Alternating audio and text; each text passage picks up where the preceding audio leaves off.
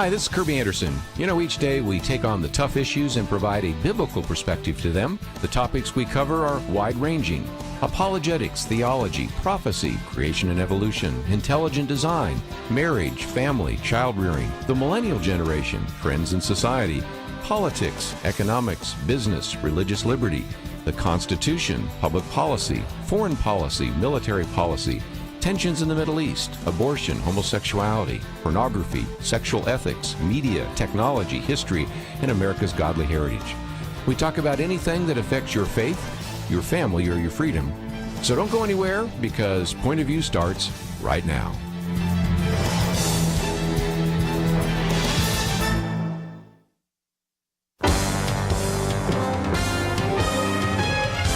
Across America, live.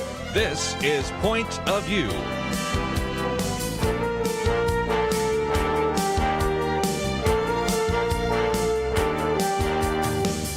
And now, Kerby Anderson. Thank you for joining me today. We're going to spend some time in this hour maybe talking about the subject of media bias.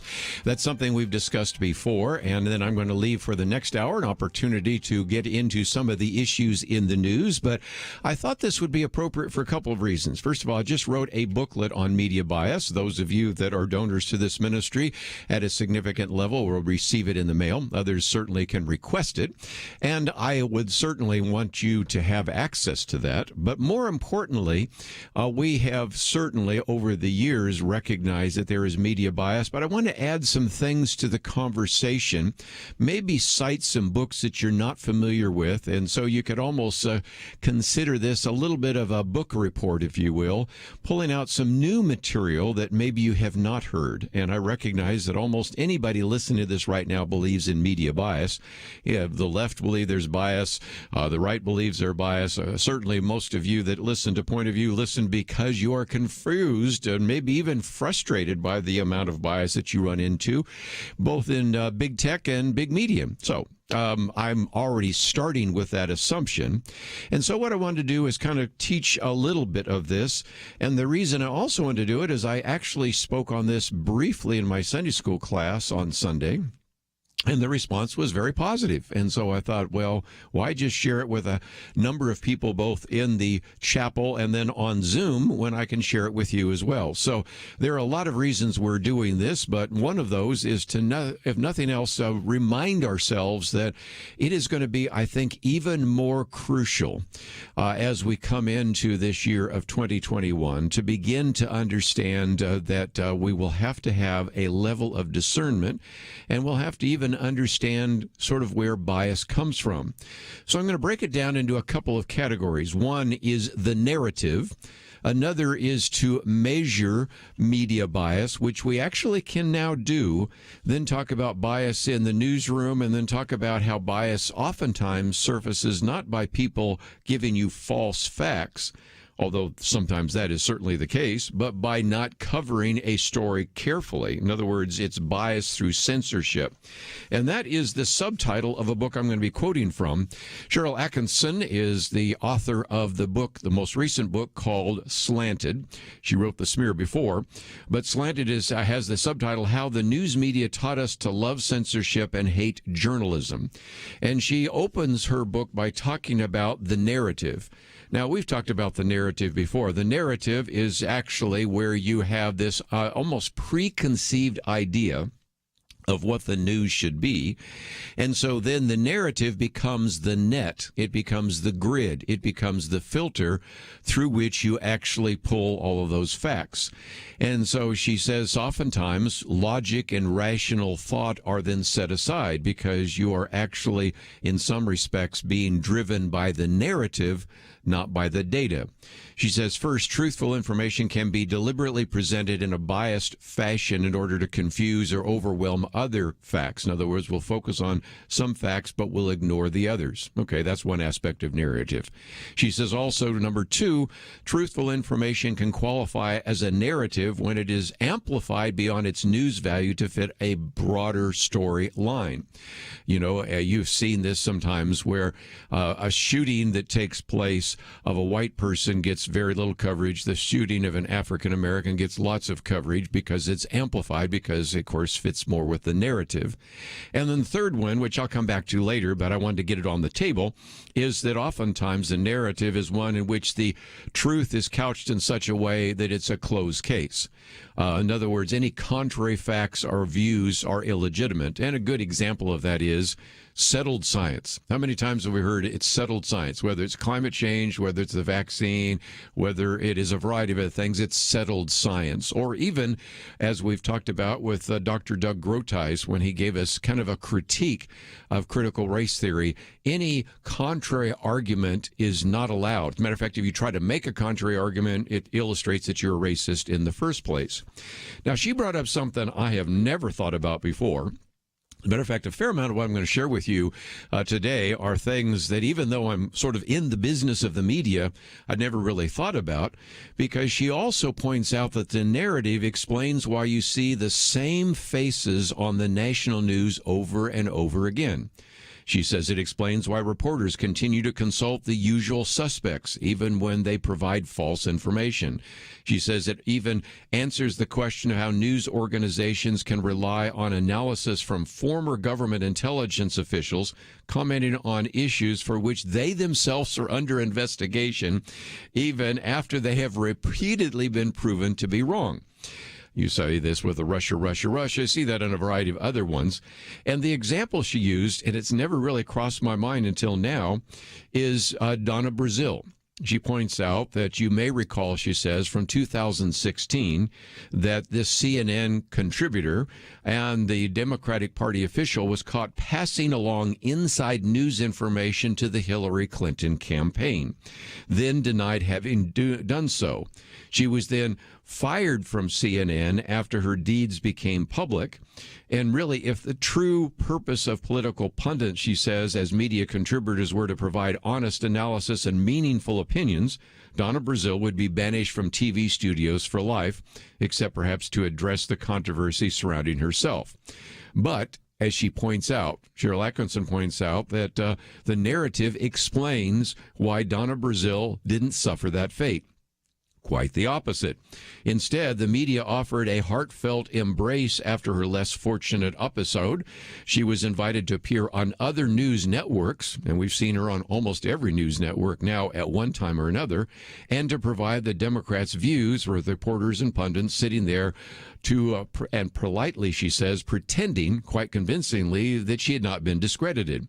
When furthering a narrative is the goal, truth, accuracy, and reliability take a back seat. Only in this environment, she says, does Donna Brazile's inexplicable trajectory make sense. I think that's interesting. Now, again, she's not necessarily trying to go after one individual, although she uses her as an example. You can read through the book Slanted and get some other examples. But it has certainly answered a question I've had over the years. When there are so many experts out there in the world, if you think of the lineup of the people that we've had on Point of View over the last, let's say, 3 or 4 years, I mean, I could have Steve, my producer here, just make a list of all the people we've interviewed. Yes, you have some that return again. I mean, on Friday Weekend Edition, we have Penna Dexter and Kelly Shackelford. And, of course, we have Dr. Merrill Matthews and things like that. But you would have a list that, if you printed it out, single space, would go on for page after page after page after page. And yet, when I watch some of these evening cable shows, you see the same people. And when you have people that you know have absolutely no biological experience, I mean, they've never even taken a Biology 101 class, and they're commenting on the pandemic or the vaccine. Or you know that they've never had a class in meteorology, and they're commenting on things like climate change. You go, couldn't they pick some better experts than that? And as she points out, the narrative explains why those individuals show up time and time again, and also explains why some people that in any other world would have been discredited actually get hefty salaries. Anyway, we've got a lot more to talk about the narrative right after this.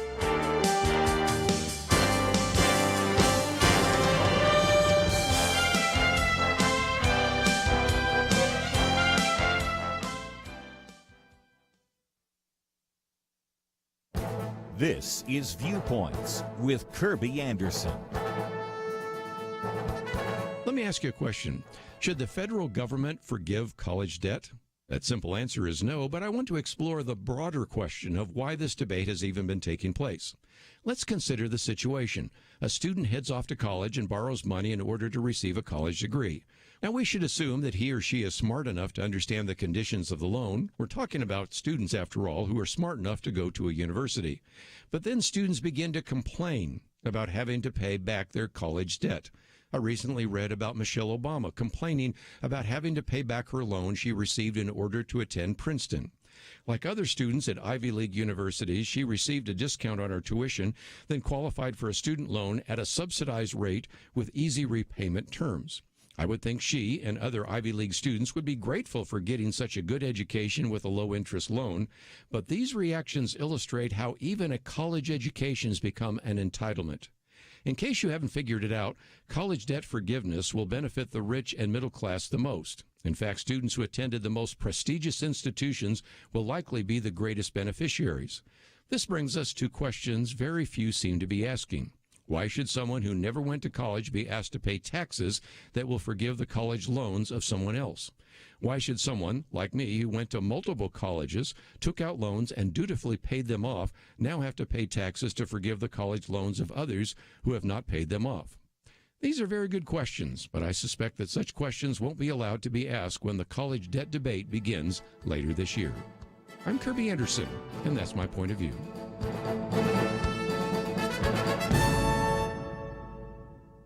Go deeper on topics like you hear on Viewpoints by visiting pointofview.net. Pointofview.net.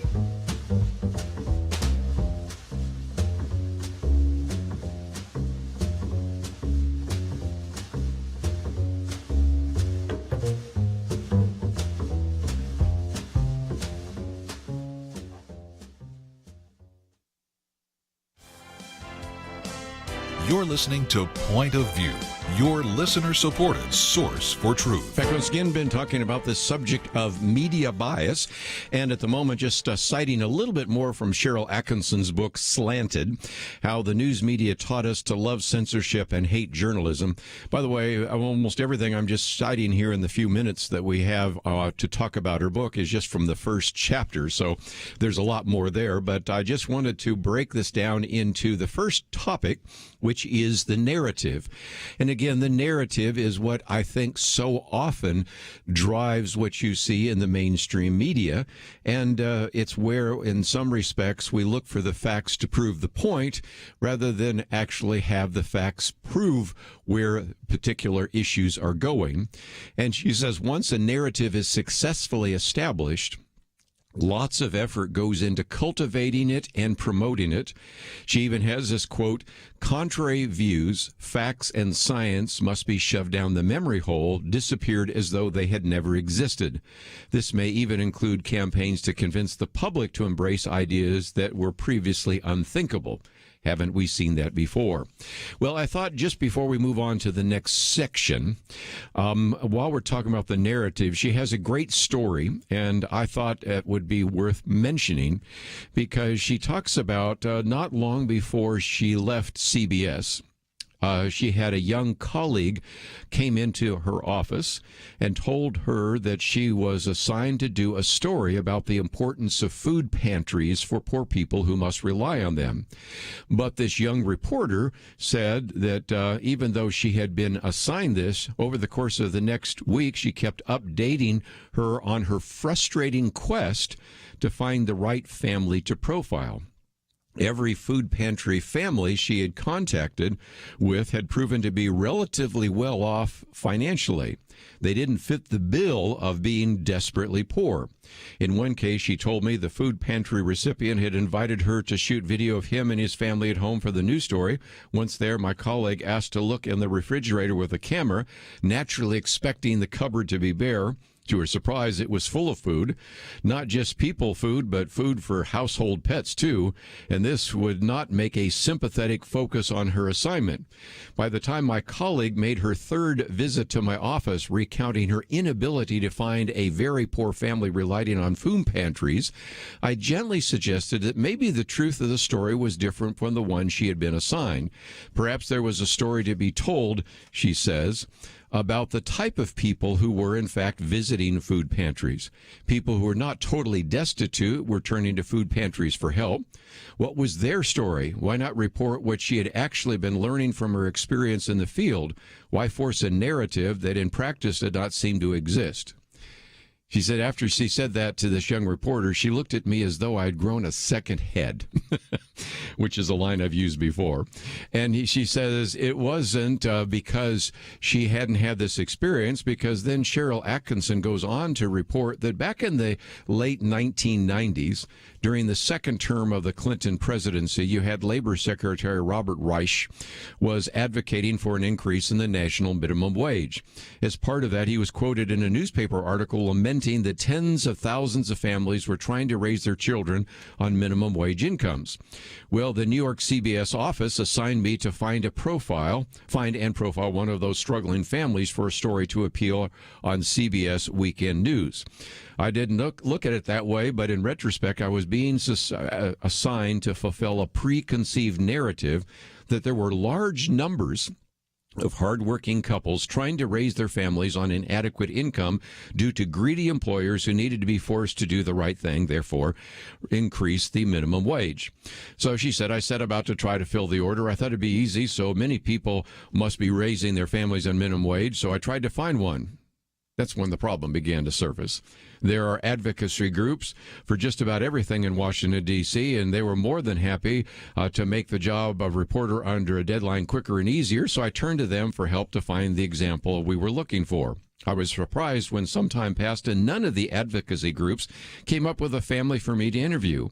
When I followed up with them, the advocates confessed that they had not been able to locate any families where two parents were raising kids while earning a minimum wage.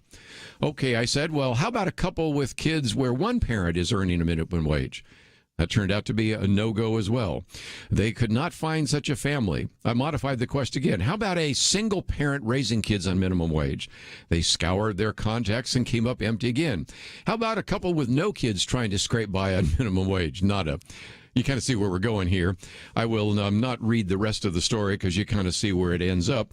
It was where she began to realize, maybe back even in the 1990s, that you had this preconceived idea of the fact that people were trying to actually raise families on minimum wage, and she wasn't able to find the abundant of examples that she thought were actually going to be there. And it shows, number one, the power of the narrative. Also, later on in the book, she points out that any reporter that then goes against the narrative sometimes gets censured, sometimes gets fined, sometimes gets fired, because the narrative becomes so strong that any secondary fact, any contrary fact, oftentimes is never allowed. And so then finally, before we move on to our next topic, she says that reporters sometimes then have to embrace the concept of doublethink. This is a term that was used by George Orwell's book, 1984, to describe people who were conscious of the truth. In other words, they had a truthful understanding of the world, yet they were still telling carefully constructed lies. She says, if I can quote her, news reporters and pundits must accept doublethink in order to service the narrative with guilt-free consciences. And the public must be conditioned to attack anyone who tries to shed new light on an issue or even have a dialogue about that. They must learn to be skeptical of the wrong people who are uneducated, are you ready for this, and on the wrong side of history. You know, I mentioned yesterday, even when we talked about this idea of social media, there were some people that were raising, I think, a legitimate question. If social media can close down you, in this case, people that had questions about voter fraud, people that in one way or another participated, maybe not in the riot, but just even attending the rally and the eclipse, that's enough to say, well, then they should be shut down.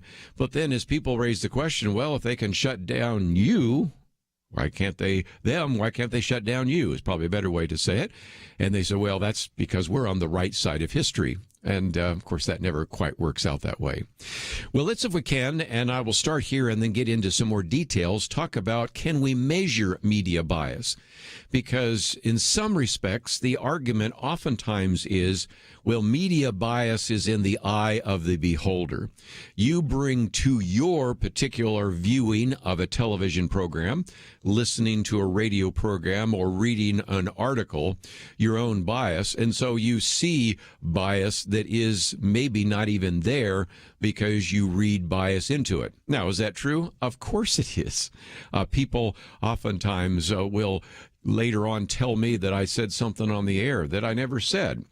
I've had people watch the same television news report and react entirely different to the news report. So obviously people do bring a bias to what they see, read, and hear. Got that.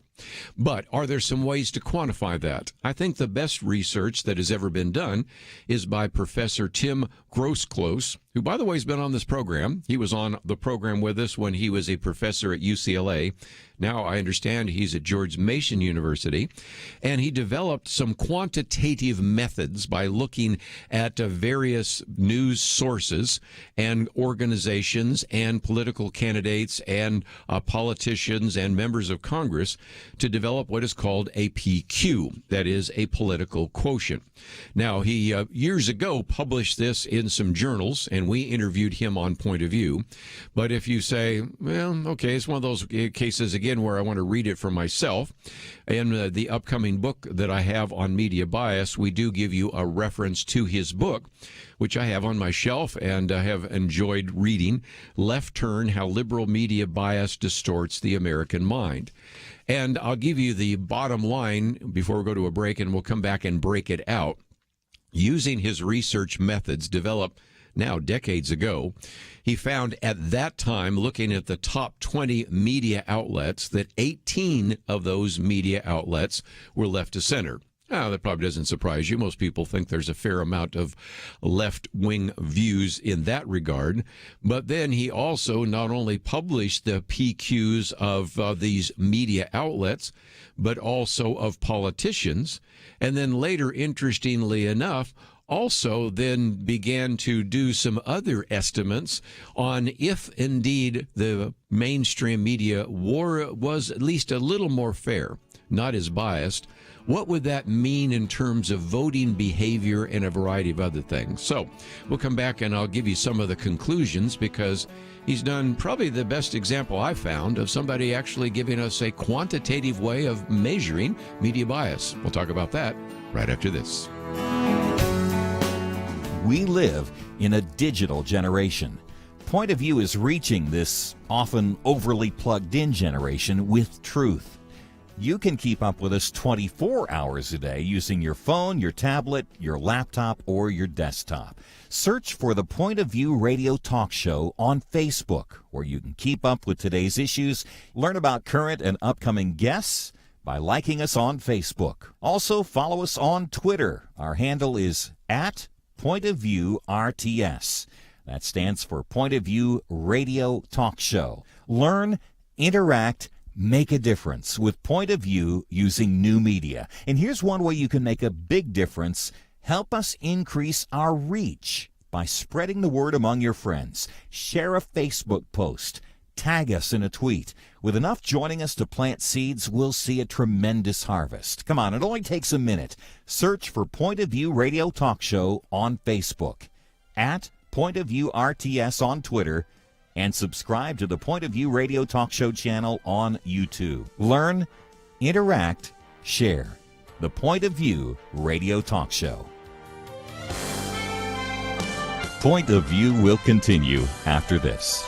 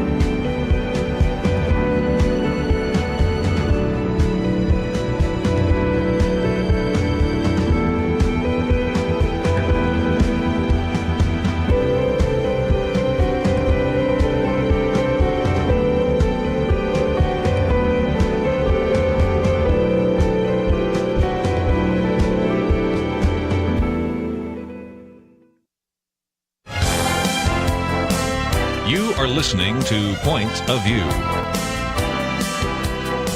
The opinions expressed on Point of View do not necessarily reflect the views of the management or staff of this station.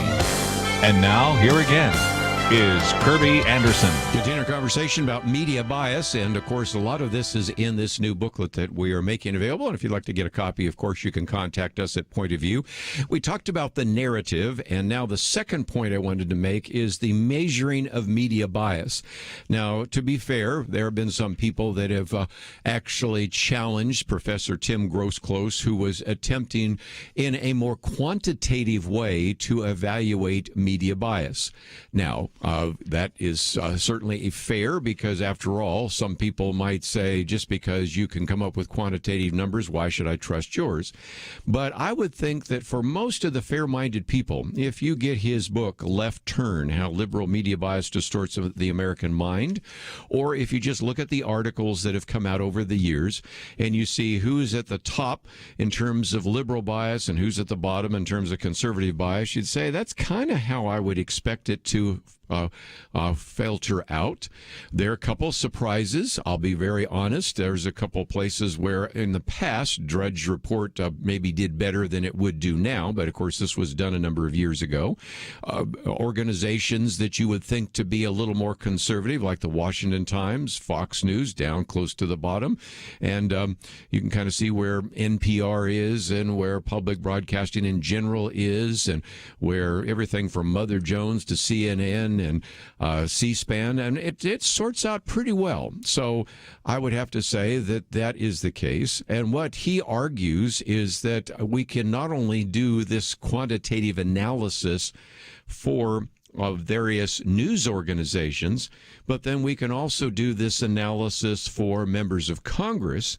And if you compare his analysis of members of Congress to various attempts that have been made both by left and right-wing organizations to rate, how conservative or liberal, how progressive or conservative individuals might be in Congress, again, it parallels pretty well. So I think overall, I would say what he has to do in that particular regard is very significant. If you accept that, and I recognize there's a bit of an if there, but if you do, you come out with a couple of really startling conclusions. Because first of all, he said that once he started to measure the impact of media on the perceptions of Americans, his conclusion is that absent the media's influence, the average American's views would reflect more of conservative areas like, say, Orange County, California, or the state of Kansas. In other words, in some respects, what you have now is not so much a bell-shaped curve, but you have people sort of being driven to some of the ends, and especially some of the more liberal ends, especially with most of the media being liberal. That's pretty intriguing. He did something else which is really interesting, and he said, if you then go and evaluate the various reporters that are part of what is called the major media or the mainstream media, if you could collect all of those reporters into one congressional district, it would be the most liberal congressional district in America, which I thought was interesting. More liberal than the 12th congressional district in California. That's, by the way, Nancy Pelosi's district. More liberal than one of the districts in Massachusetts. And so it does help you understand that that is an important issue. Which brings me to my third point. We've talked about the narrative. We've talked about measuring media bias. The third is the whole idea of bias in the newsroom. And that is where I spend some time quoting from a very good book by Bernard Goldberg. It was called Bias, a CBS Insider Exposes How the Media Distorts the News. Now, we did interview him, but that goes back decades ago. That goes back, I think, 3 radio studios since a while back. But what was so significant about that book is that he was one of the first insiders to actually talk about what was happening in a newsroom, and more importantly, pointed out that a lot of it just happens to happen and really surface, if you will, because of a common worldview. It's not that people sit down and say, okay, how are we going to spin this story? No, it's just you see the world from your worldview, and your worldview is very different than the worldview that probably most of you have as you are listening to this right now. First of all, I think you've already seen that the media is quite liberal. That's not surprising to anybody, except it was surprising when you started trying to get some quantitative studies.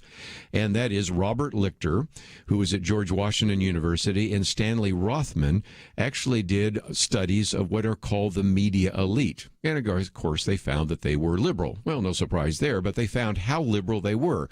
They always, as they interviewed some of these individuals, voted for the most liberal candidate. That might be the Democratic candidate. It might have been a Green Party candidate. It might have been Communist Party candidate. And so that was kind of intriguing.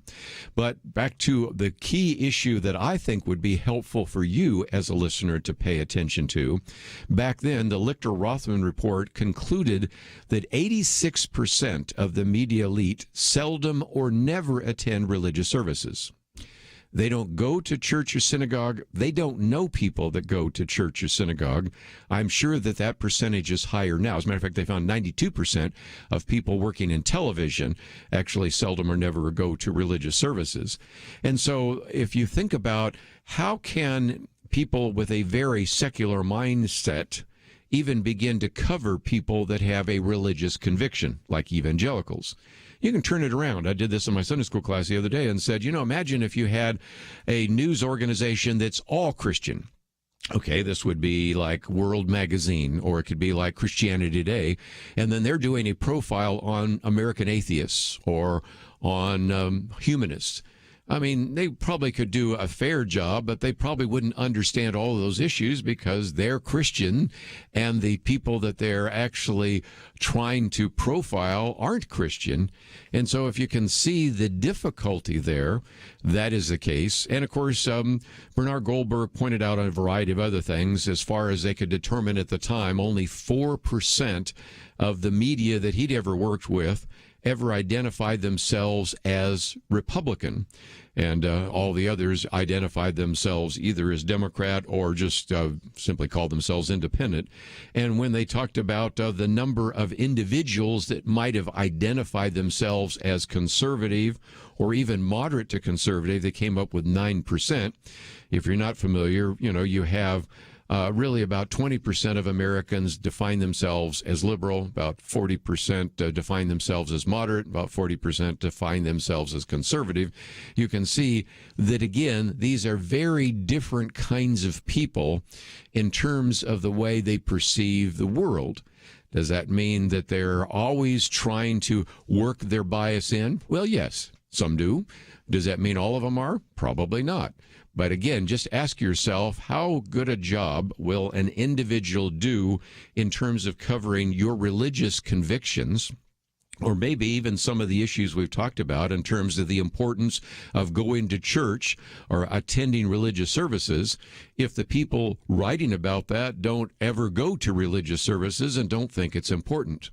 That brings us to one other issue, because they found not only were the people that were in the newsrooms liberal, no surprise there, very secular, but number three, very humanistic, if you will, in terms of their various issues. And one of those that surfaced, again, from the Lichter-Rothman report, is they found that 90% of the media elite actually supported the idea of abortion. Well, again, think that through. If indeed you are certainly believing that abortion should be a woman's right, you believe in choice, and you believe that abortion should be legal, maybe through all 9 months of pregnancy, and you're now trying to cover a pro-life organization, what kind of problem are you going to have? And I think you can understand where that's going to take you, because after all, even if the reporter is somewhat sympathetic to what you are doing in a pregnancy resource center or trying to bring about some changes in laws to protect the life of the unborn, you can see how quickly it would be difficult for some of those facts to make their way into the story.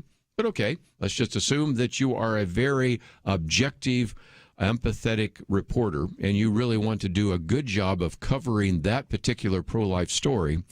It then goes back to an editor. And again, this is where the narrative probably picks up a little bit in terms of perceiving this as being something that is not appropriate in the newspaper. And I think the best illustration of that is simply to go to the guide that is created for reporters by the Associated Press. This guide is given to you to understand how to frame the issues and what words to use. And the AP guide says we don't use the phrase pro-life. Cannot use that phrase.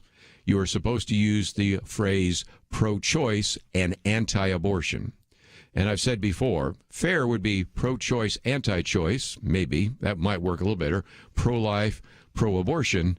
But instead, you're supposed to use, of course, this idea of pro-choice and either anti-choice or, in some cases, anti-abortion. And so you can see, even in the linguistics, you see a little bit of the bias there as well. Let's take a break. We'll come back with more right after this.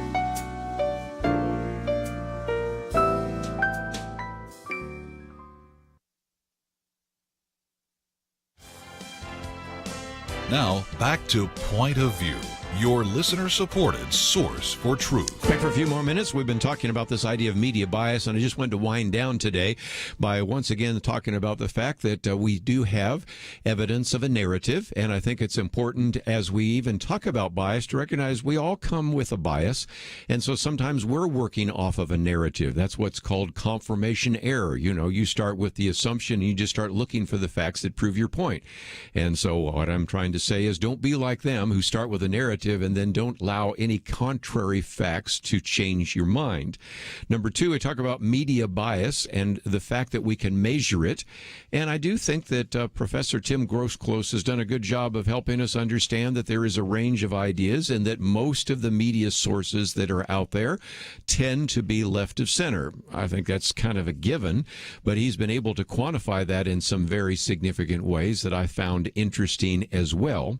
Then we talked about just the idea of bias in the newsroom, and again, I use the book by the title Bias by Bernard Goldberg just to point out the fact that really it's lots of times it is a common worldview, and we've talked about that with Robert Knight and others. But I was struck by the fact that whether it's Cheryl Atkinson or whether it's Tim Grosclose or a number of others, most of them say that bias occasionally happens because somebody posts a false fact. And of course, some of those false facts are running around on the internet. But most of bias has to do with what you would call censorship. And so this last section, I want to just give you two examples before we wind down for this hour of media bias through censorship. And the first one is to go back a number of years ago, because I think it was the most blatant example I could find back then. And that is that there was the Center for Media Progress. And they weren't the only ones, but back then they were one of the first to do hidden camera interviews with Planned Parenthood. Now, since then, we've had a number of other individuals and organizations do that, but they were, of course, in the news because they were one of the first. Of course, also those associated with that have been prosecuted in the state of California. But let's just go back to the original study, and the hidden camera interviews provided, I think, very disturbing interviews with individuals in Planned Parenthood, some, if you will, almost the dark secrets of Planned Parenthood, which now we've almost come to expect in terms of fetal tissue and a variety of others, and the way in which sometimes gross problems, even criminal activity, was hidden in all the rest. And so these videos were out there, and they were being produced. And then we, of course, on this program, matter of fact, it was many other co-hosts as well, besides myself, that were covering that, talked about it. But what was so striking is how the mainstream media completely ignored it. Now, the only response that you got from Planned Parenthood was that the videos were heavily edited. They really were not. But you could say that if there's any editing that was going on, it was from the mainstream media because they never covered it. And so we had a guest on this program who was with the Media Research Center, who actually did, through the Media Research Center, during, I think it was almost a 2-month period, look at how many times ABC, CBS, and NBC spent talking about those videos, which were out there. They concluded, first of all, that they spent 4 times as much time talking about killing Cecil the lion back in Zimbabwe that they did about the videos. That over that period of time, there was only, they could come up with 23 minutes total in which the videos were mentioned at all. And yet that isn't even there, because Brent Bozell, who was on the program with us on that day, pointed out that if you actually talk about how many seconds they actually show the videos, for the 3 networks, it was 73 seconds. Basically, 1 minute of the video was shown on CBS at one point. 13 seconds of the video was shown on NBC, and ABC never showed the videos at all. And so you could see a lot of individuals had no idea about what was going on in Planned Parenthood, never saw the videos because the mainstream media completely edited them out. A more recent example we've just talked about, I've done a commentary on, because many people wonder, how did media bias perhaps affect the election? And so, again, I mentioned the Media Research Center. They actually had a group called the Polling Company survey 1,750 Biden voters in 7 swing states. That would be Arizona, Georgia, Michigan, Nevada, North Carolina, Pennsylvania, and Wisconsin. And by the way, except for North Carolina, all of those went for Joe Biden. So you can see, first of all, they're looking at those which actually no doubt swung the election to Joe Biden. And so then they tested the knowledge of these Biden supporters. These are voters who voted for Joe Biden on 8 news stories. 3 of the stories were those which were critical of the Biden campaign, either of Joe Biden, like Hunter Biden, or some of the sexual allegations, or the fact that Kamala Harris is the most liberal member of the United States Senate. And then you had 5 other stories that were somewhat talking about the successes of the Trump administration, whether it's the vaccine, whether it's the Abraham Accords, and a variety of others. And what they found was very few individuals knew about those stories. For example, only about a third said they didn't know about the Biden sex scandals. Nearly half said they didn't know anything about the Hunter Biden scandal. About a quarter of them didn't know about Senator Kamala Harris. When you look at the various stories engaged with the Trump successes, the creation of 11 million new jobs, the Middle East peace accords, what I just mentioned, energy independence, Operation Warp Speed. Again, you had a range from anywhere from 40% to 50% that did not know those well. So again, it illustrates, I think, only so well just the influence of censorship. And the bottom line is very simple. A total of 17% of these Biden supporters, people that had voted for Joe Biden, said they probably would have changed their vote if they'd been aware of those issues. And that 1 in 6 then would have swung each one of those swing states into Trump's column, and it would have given him 311 electoral votes. So again, illustrates the impact that media has. My answer to that is, don't be like those individuals. Read widely. Check things out. Don't live in your silo, but check out other issues. And as we wind down, let me just say the Bible says quite a bit about the need for us to not be conformed to this world. You see that in Romans 12:1.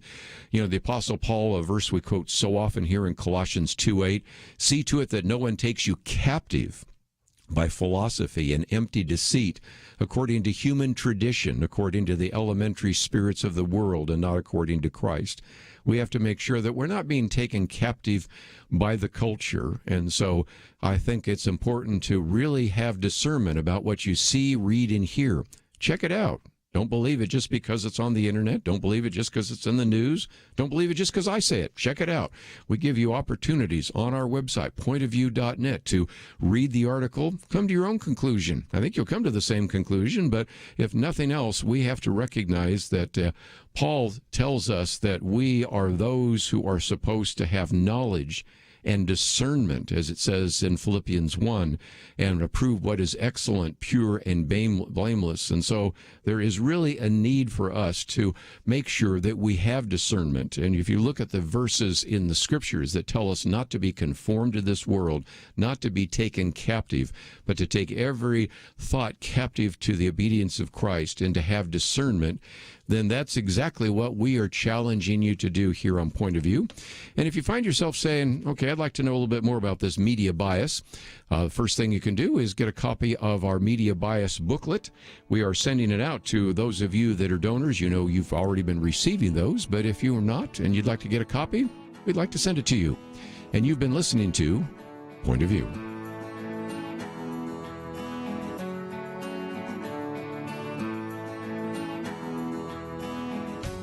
Sometimes I think about seeds. You ever stop to consider that some seeds become entire trees and some trees grow up and produce fruit? Other seeds become flowers or vines that bring us vegetables or berries.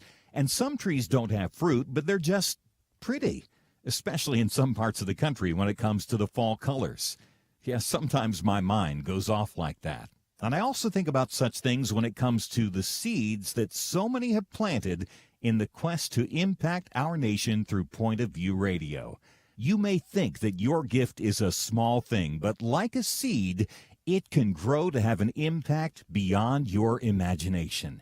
If you want to see beauty again in America, consider planting a seed today and making a difference by joining the Point of View Truth Team. Get the details today, right now, by visiting pointofview.net/team or call us at 1-800-347-5151. Plant a seed for a great future. Cultivate truth. pointofview.net/team, and 800-347-5151. Point of View will continue after this.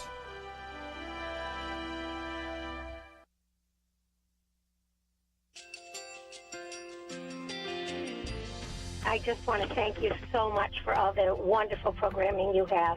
You're just absolutely fantastic. I recently started listening to Point of View, and I really found it interesting because of the different subjects you cover. Thank you for that. I really appreciate everything that you do in keeping us informed. Thank you, Kerby, for everything that you have been doing. I appreciate all the work that you're doing, advocating for the Word of God. Thank you so much.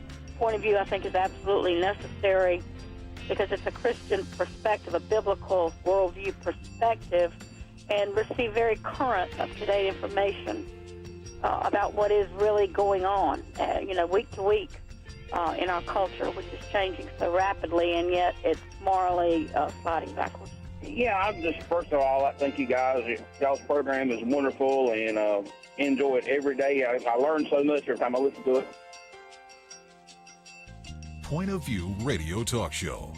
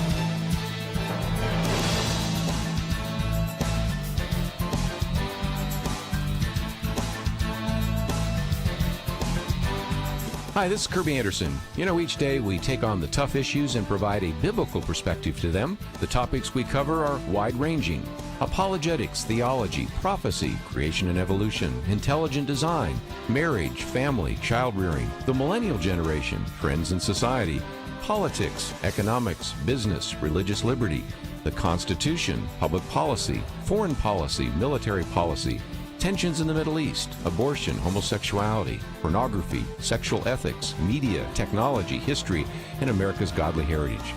We talk about anything that affects your faith, your family, or your freedom. So don't go anywhere, because Point of View starts right now.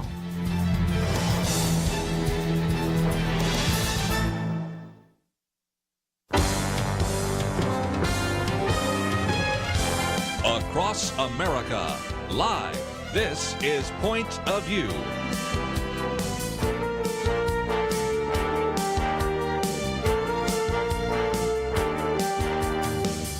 And now, Kerby Anderson. Thank you for joining me. It is the Tuesday edition here of Point of View, and we are so grateful that you can join us.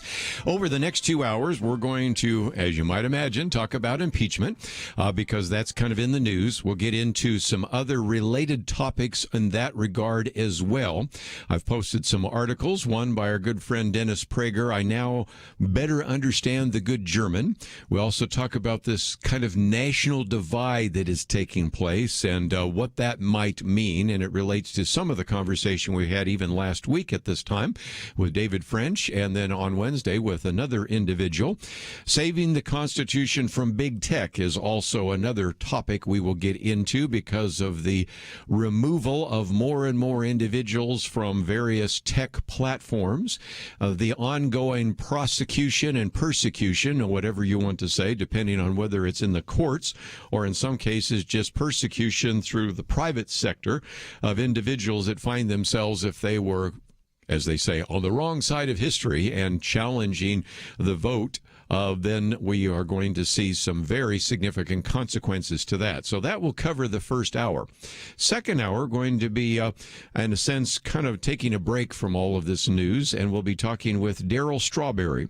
Now, you might say, well, I remember him as a baseball player. Yes, you do. Well, he's also now an evangelist. He became a Christian in his baseball career, but also was a very broken individual, and because of that has had a real sympathy and empathy for individuals that are broken. And if you think about it, even early on in his book, he says, you know, we're one nobody telling another nobody to find a somebody who can make us all that we should be. So we're going to certainly spend some time talking with him in the second hour about his book, Turn Your Season Around, and he breaks it into 9 innings, 9 chapters and 9 innings. I think you'll enjoy that.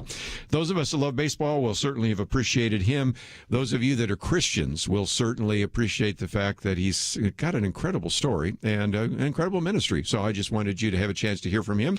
And, of course, we'll open up the phones. You can comment about everything from impeachment to remembering Darryl Strawberry at the plate, or maybe even wondering a little bit about what happened after he left baseball. So we'll have some great conversation here. But let's get into the heavy stuff first. Impeachment today. Okay. First of all, the article of impeachment focuses on incitement to insurrection. Andrew McCarthy, who I'm going to quote quite a bit today, I need to probably get him back on here again, first of all, is arguing in a way that I might disagree with, that even though this impeachment trial is for almost certainly going to happen after Donald Trump leaves office, that it's still legitimate to do so. And he's not the only person that's made that case. You have a few others. Dan McLaughlin has as well. To be fair, before I get into this, let me just mention that somebody who completely disagrees agrees is Alan Dershowitz, a former Harvard Law professor, emeritus now, in which he argues that indeed, if you look at the Constitution, by the way, I got the Constitution right here, not bad to have a Constitution. It certainly talks about the fact that the Senate will have the sole power to try impeachments. But if you then go on to the next section, it says judgment in cases of impeachment shall not extend further than removal from office. Well, if you're already out of office, it would seem that that would argue that if you're already out of office, we can't remove you from office. But the next line is the reason some of this is being proposed, because shall not extend further than to remove from office and disqualification to hold and enjoy any office of honor, trust, or profit under the United States, and goes on from there. And so the argument is that we need to pursue this impeachment, number one, to put another stain on the Trump presidency, but number two, to make sure that he would never run for president once again. And so that's the argument, but it's a tough one to argue, because it simply says that you can impeach a president. You can't impeach a former president, and it says that impeachment shall go to removal of office. Well, if you're already out of office, then how do I remove you from office? And so there are some very tough kind of legal constitutional questions there. And I would have to say that I've had Alan Dershowitz on this program. I've had Andrew McCarthy on this program. And so I have guests that say that you can have an impeachment trial after a president has left office. You have others that say you cannot. And I guess I agree with my guests. I mean, you can see I'm going to just certainly say that it has some real questions in my mind as to whether or not you can do that. But Andrew McCarthy has something else to say. You are really, if you're serious about this, Democratic House of Representatives, are not doing this in a very effective way, because we could have an ongoing debate about incitement all day, and people can question whether or not what was said at the ellipse actually qualifies as incitement. But his argument would be, of course, I don't think they're going to change it now, but nevertheless, if, in other words, he's actually saying, look, I'm somewhat concerned about some of the things the president has done, but what you could do is maybe have the articles of impeachment talk about the subversion of the constitutional's electoral process, in particular the 12th Amendment, or maybe recklessly encouraging a demonstration, or maybe just indifference, he says, to the welfare of the Vice President, Congress, and security personnel in the Capitol. But you just wonder how serious all of this is, because a couple of people have been saying, you know, look, if this impeachment is so necessary, did you know what happened? House of Representatives took the weekend off. I mean, if this is so urgent and you now have about 8 days left, back then you had 12, and they're actually not really convening until today. They tried to do a quick one yesterday, but that was not going to go anywhere because you'd have to have unanimous consent. I think everybody knew that was not going to happen. And so that was just a formality. So now you have maybe a vote on impeachment tomorrow, and a week from tomorrow, you have a new president, right? Am I missing something here? Now, is it expected to pass? I think that's a given. You have 218 co-sponsors of this article of impeachment.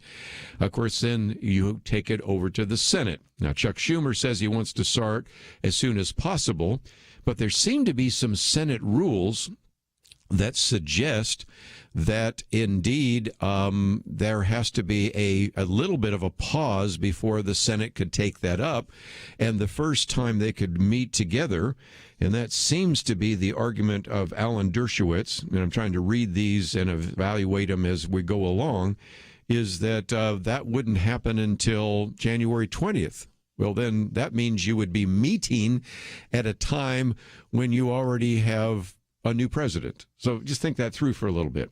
So that's why I said that Representative Clyburn the other day was suggesting maybe they will just hold these. Remember last time they held those articles of impeachment for quite some time.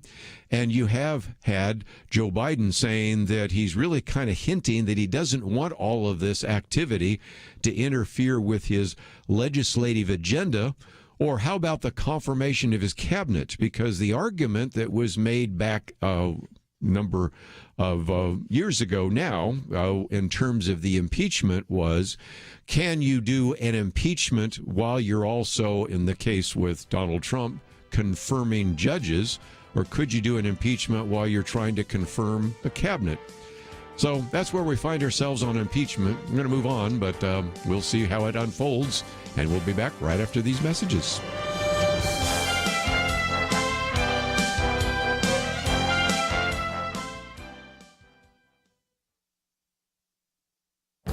This is Viewpoints with Kerby Anderson. Let me ask you a question. Should the federal government forgive college debt? That simple answer is no, but I want to explore the broader question of why this debate has even been taking place. Let's consider the situation. A student heads off to college and borrows money in order to receive a college degree. Now, we should assume that he or she is smart enough to understand the conditions of the loan. We're talking about students, after all, who are smart enough to go to a university. But then students begin to complain about having to pay back their college debt. I recently read about Michelle Obama complaining about having to pay back her loan she received in order to attend Princeton. Like other students at Ivy League universities, she received a discount on her tuition, then qualified for a student loan at a subsidized rate with easy repayment terms. I would think she and other Ivy League students would be grateful for getting such a good education with a low-interest loan, but these reactions illustrate how even a college education has become an entitlement. In case you haven't figured it out, college debt forgiveness will benefit the rich and middle class the most. In fact, students who attended the most prestigious institutions will likely be the greatest beneficiaries. This brings us to questions very few seem to be asking.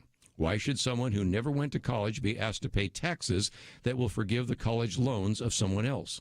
Why should someone, like me, who went to multiple colleges, took out loans, and dutifully paid them off, now have to pay taxes to forgive the college loans of others who have not paid them off? These are very good questions, but I suspect that such questions won't be allowed to be asked when the college debt debate begins later this year. I'm Kerby Anderson, and that's my point of view.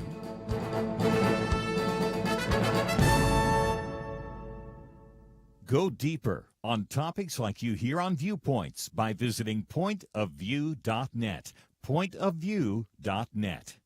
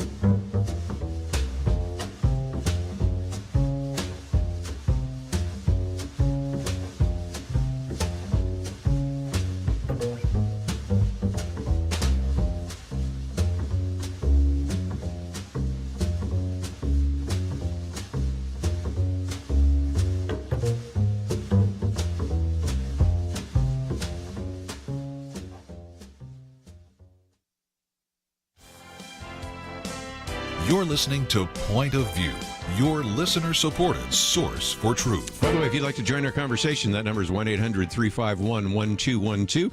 And I just want to get into what many people have called the progressive purge. Also, the impact that not only the, of course, storming of the Capitol, the impact that's had on individuals that have been arrested and certainly are going to probably, in some cases, do hard time, but the impact on even those individuals in Congress or in various social media platforms who merely raise the question about voter fraud. And we'll get to that in just a minute. But let me take a phone call real quickly. Go to Arizona. Wayne, what would you like to add to our conversation today? Donald Trump. You're on the air.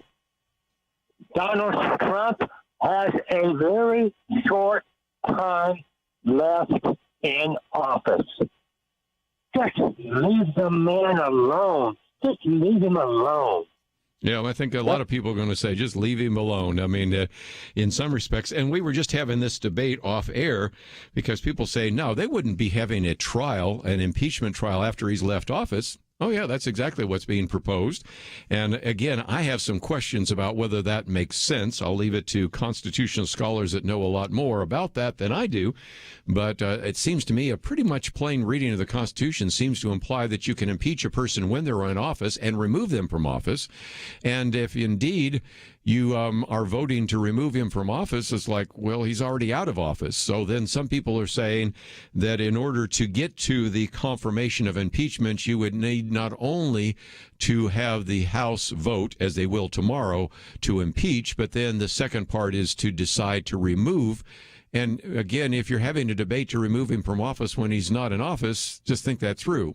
Now, if indeed 67% of those, in other words, you'd have 2/3 of those do vote that, then you come back and also there's a second vote, as I understand, that you can take, which is just a majority vote as to whether or not to deny him to be in any future federal office. So all of that is based upon, I think, a flawed assumption that, number one, you can have a trial after the person has left office. Number two, that you could get 67 senators to vote, even if you assume that all 50 of them would vote to actually remove him from office when he's already out of office. You have to still come up with 17 Republicans in order to make that work. And then, I mean, just start thinking through the fact that this is a lot of noise, but it isn't necessarily based upon any kind of reasonable understanding of the Constitution or even the reality of wanting to move forward. If I understand what at least is being expressed by the president-elect, Joe Biden, he wants to unify the country. Does a vote like this unify the country? And I think Wayne's comment is a good one. You know, he's only has a little time left in office, leave him alone. But there are others that are not going to be left alone, and I come now to this particular article that came out yesterday, or actually I guess it was Monday, on the Wall Street Journal. The progressive purge begins. And they're pointing out that last week, as you well know, both Facebook and Twitter banned Donald Trump. And that was done permanently. But at the same time, it illustrates something we've talked about with Rod Dreher in terms of what is called soft totalitarianism. Sometimes these actions don't come from a government agency. They actually come from private sector. And in the case of Twitter and Facebook, these are private companies.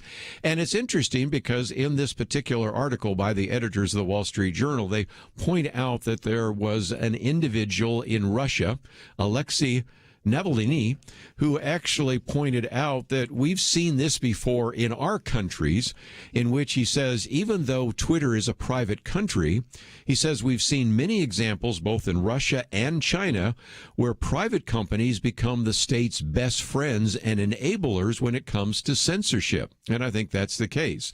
You don't have right now the Trump administration trying to censor people. Even in the future, you may not have the Biden administration trying to censor people. But the bottom line is the tech companies do so, then guess what? The government simply does not act in any significant way, and I suspect that's probably what's going to happen. The editorial goes on to say that when the tech giants moved against Parler, which was, of course, the competitor, if you will, to Twitter, that has actually been, as they said, a haven for Trump supporters as well as for others. Google and Apple indefinitely booted Parler from their app stores over the weekend. Which then, of course, crippled their viability on mobile phones. And then they said then Amazon went in for the kill, announcing that it would withdraw its cloud service that Parler relies on to store data. Last night, I saw the interview with the CEO of Parler, who said, I was thinking we might get up pretty quickly. And just about the time we have some other companies that have servers that they were going to provide to us, they cancel in the 11th hour. I think I know why. Because those companies then began to get pressure as the rumors began to spread that, Parler's now going to use this. I'll just call it server company A. And so all of a sudden everybody gets out on Twitter and makes phone calls and threatens server company A. And so they in the 11th hour go, I guess I will forget.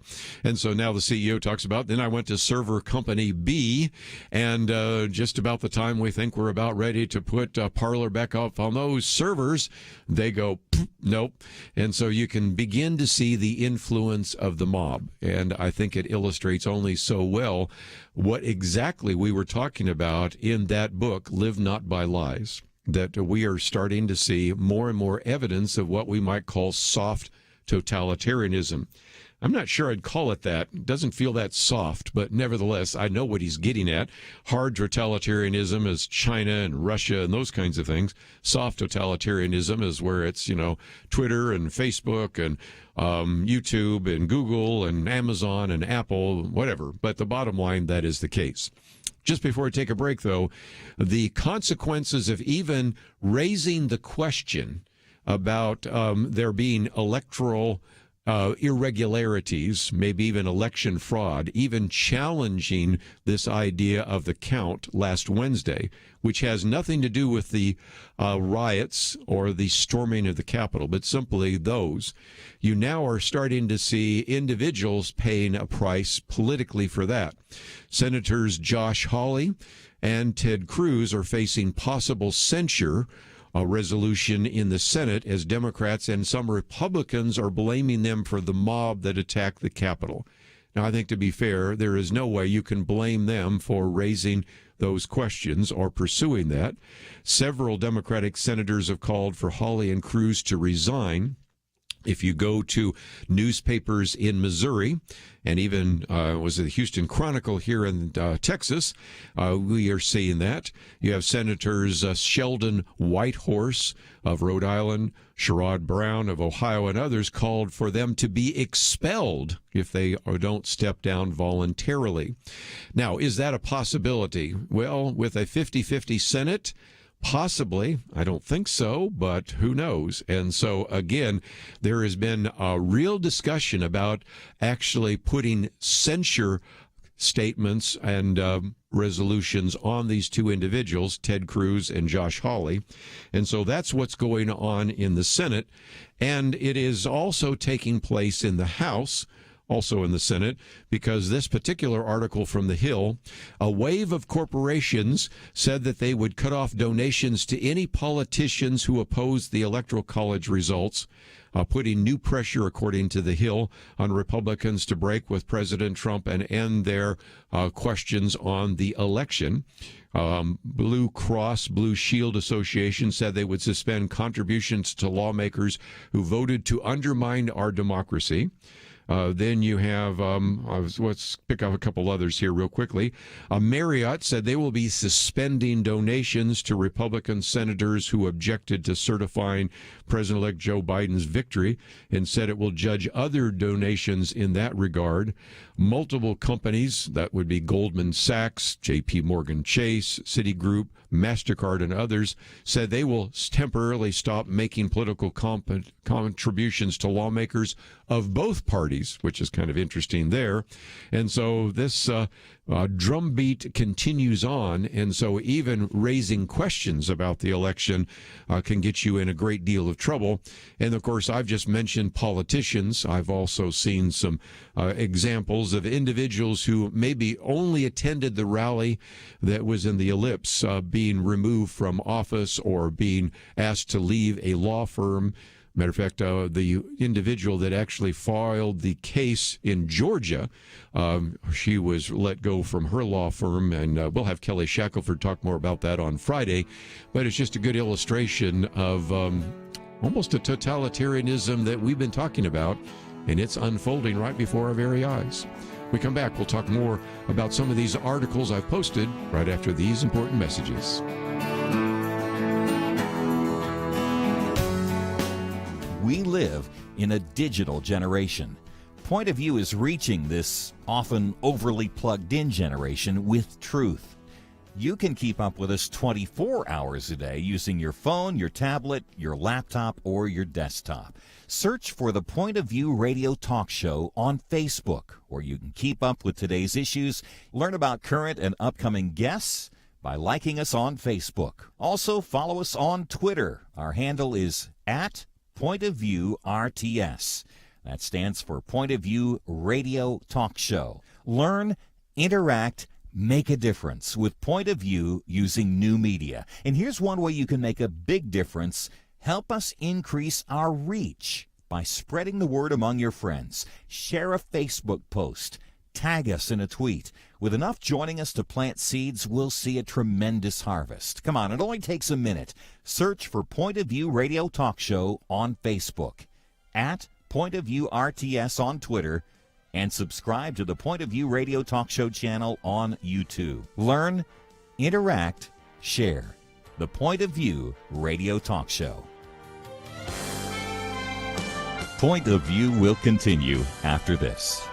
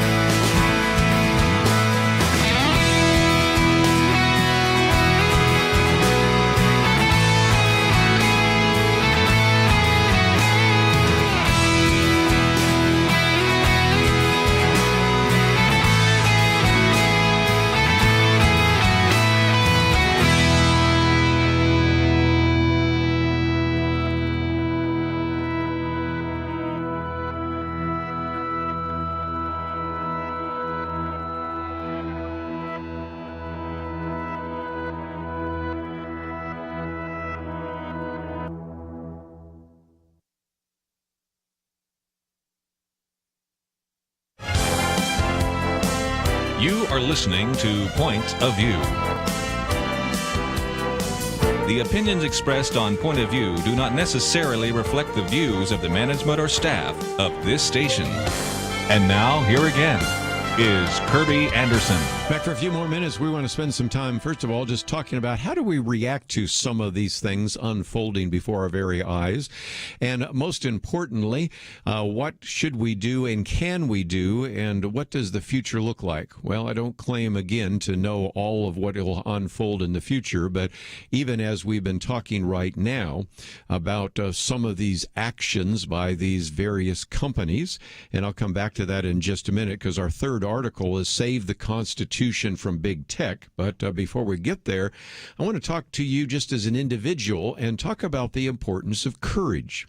Now, we've talked about that occasionally, and the first article is one by Dennis Prager, and he, a while back in one of his fireside chats, said something that I thought was striking. He said, one of the most important attributes for a person is courage. It's in very limited supply, and it indeed is almost foundational to everything else. Because if you believe in honesty, well, you have to have the courage to say what was done was dishonest. If you believe in marriage and somebody wants to redefine marriage, you need to have the courage to say, no, that's not what the Bible says, and it's certainly not what history has told us is going to be leading to flourishing. And if you have all sorts of people making statements that are factually incorrect, then you should live with the truth, not by lies. Back to the book we mentioned just a minute ago. And so he asks a very good question, how is it that we could have these good Germans? And so he basically, in his piece that we've posted here, said, I now understand the good German.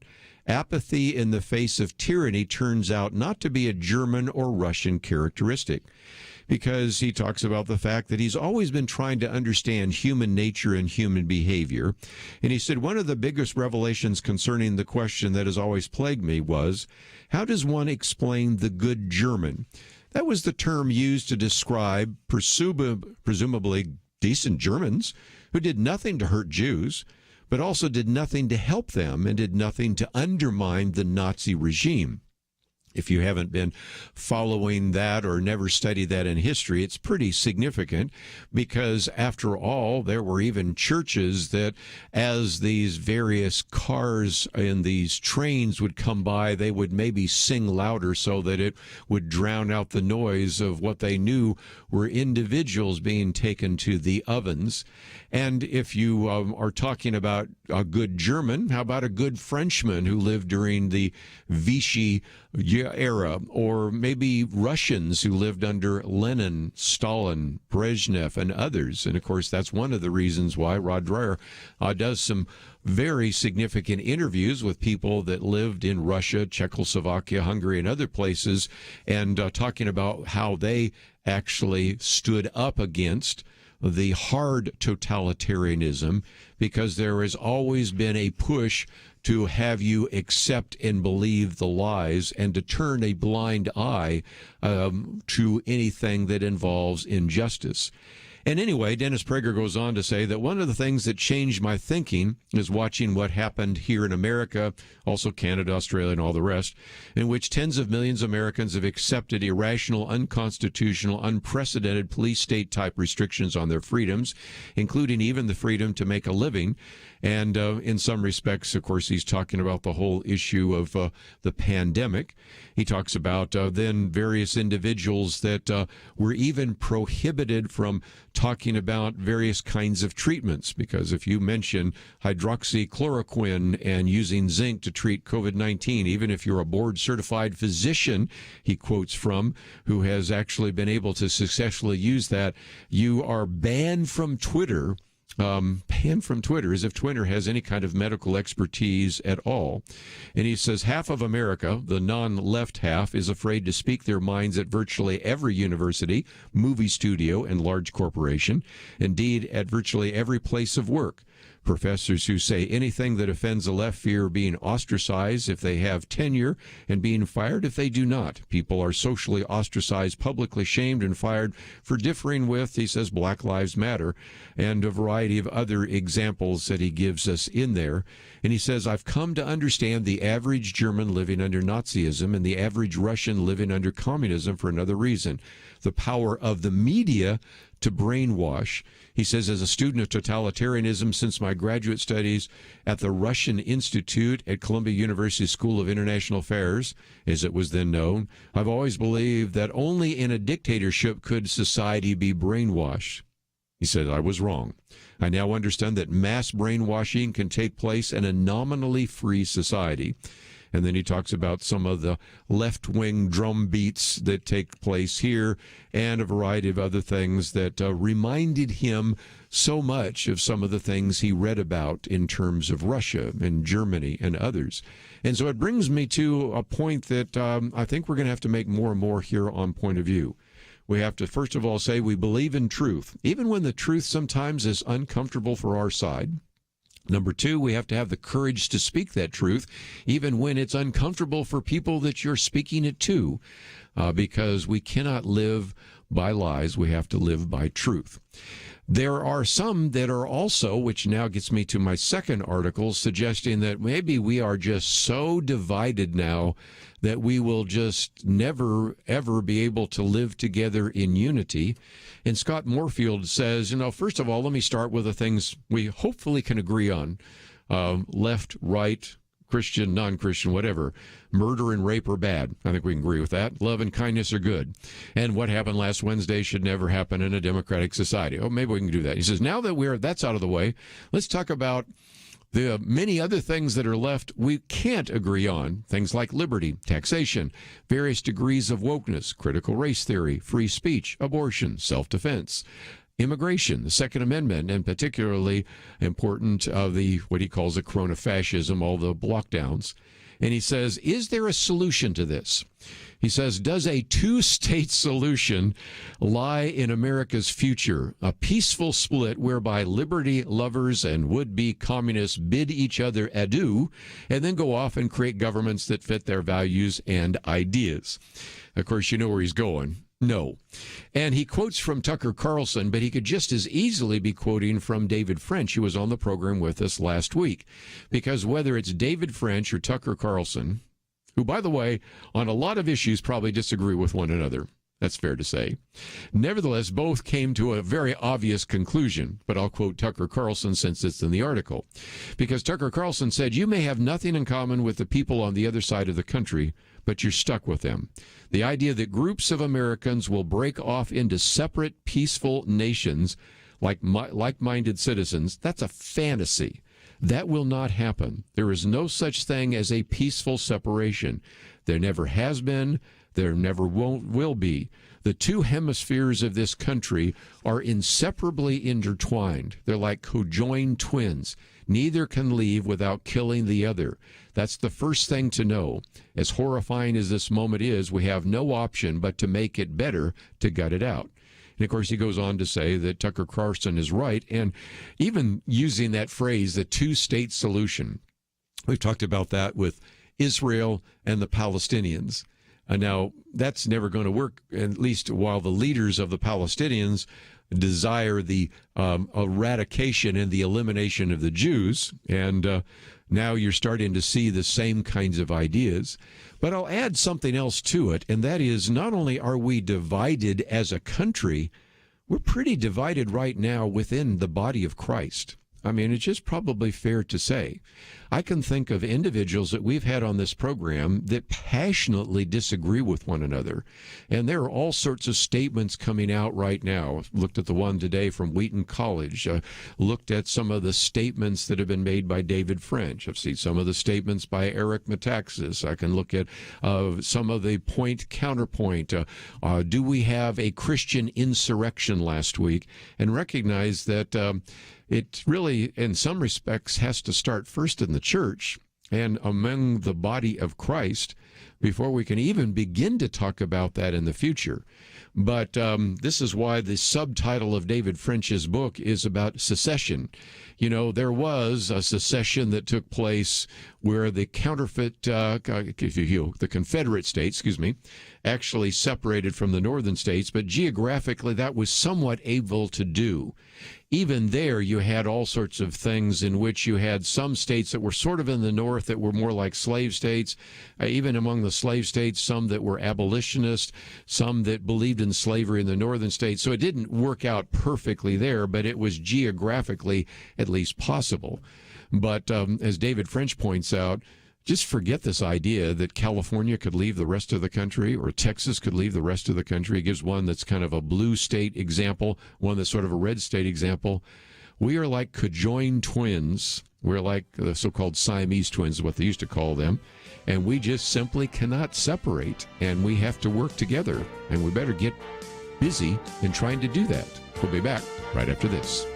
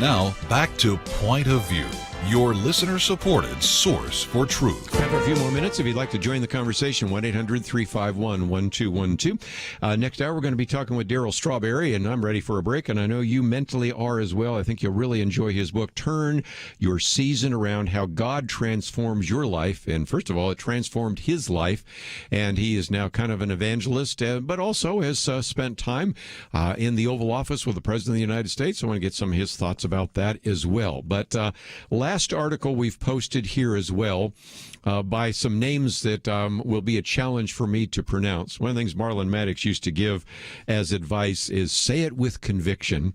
But I'm assuming that these two constitutional scholars, Vivek Ramaswamy and Jed Rubenfeld, have written this very good piece called Save the Constitution from Big Tech, because as we well know, and as I've already shared with you, Facebook and Twitter, of course, have banned the president.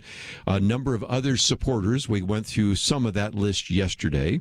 You have, of course, Google, Apple, Amazon have blocked Twitter, Alternative Parler, as we've talked about as well, and a variety of others.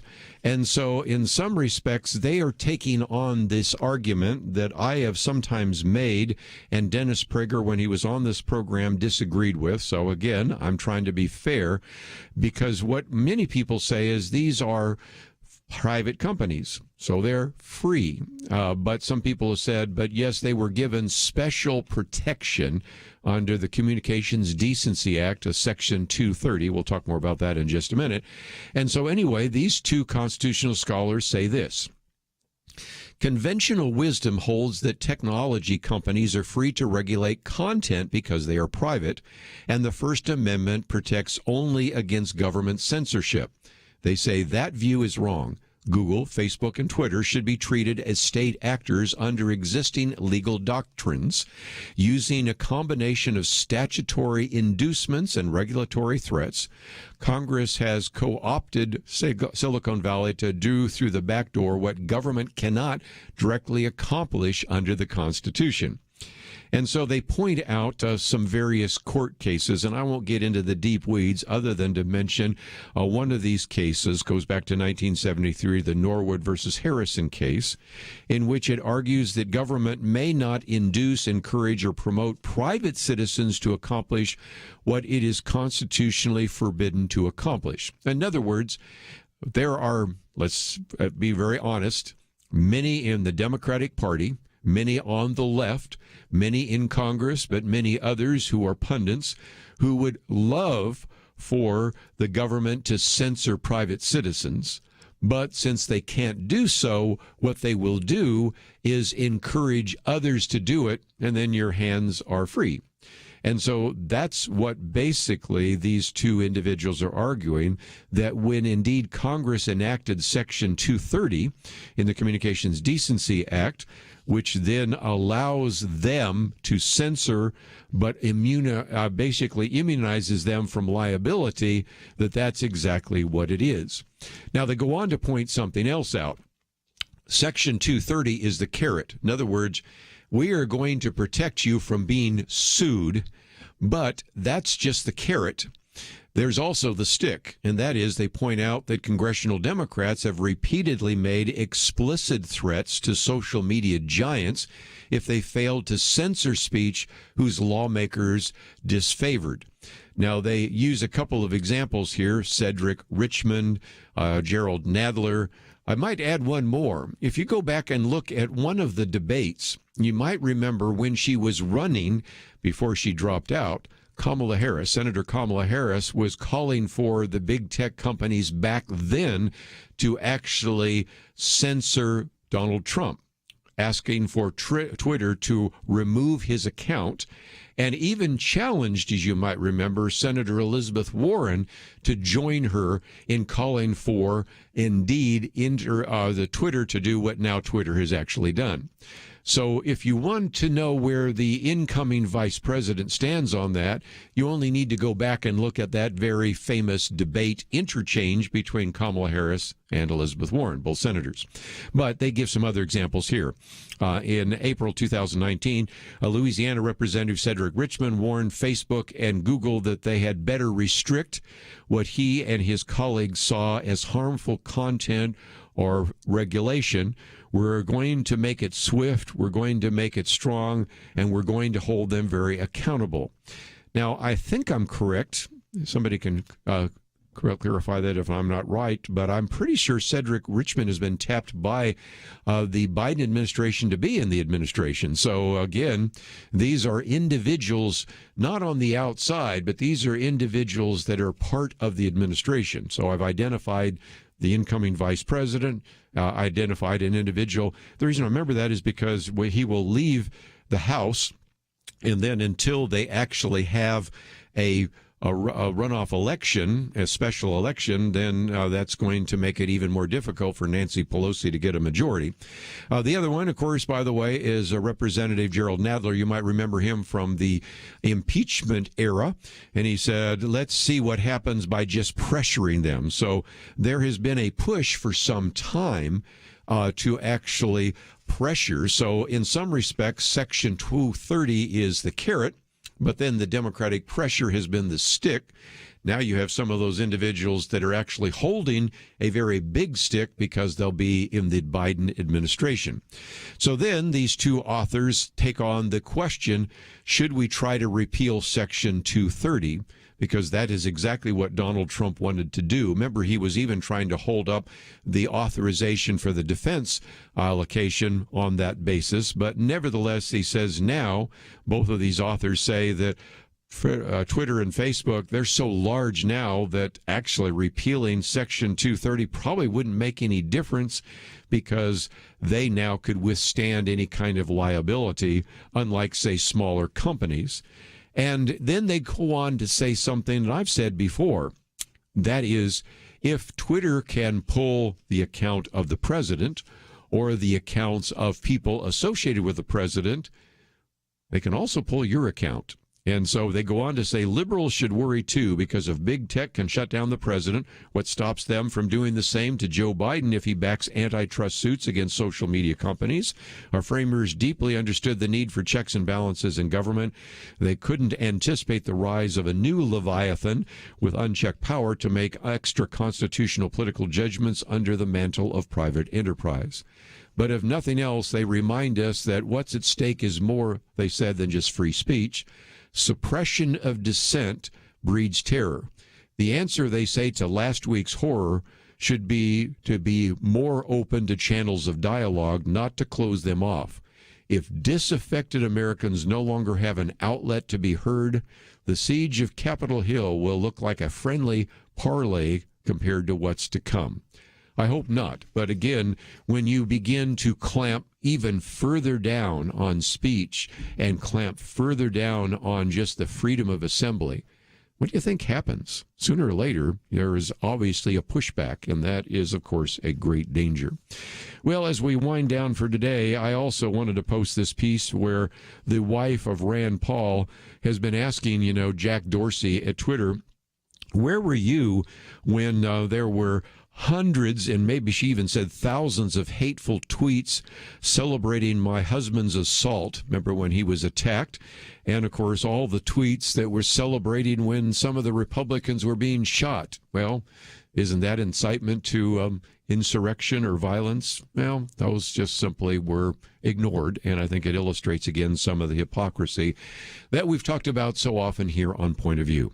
But we're going to take a break. Darryl Strawberry with us. Those of us that love baseball, and count all three of us around the table here, certainly do. It'll be fun to hear from him, but also an individual that fixed his life and is in the process of bringing the good news to others. We'll talk with him right after these important messages.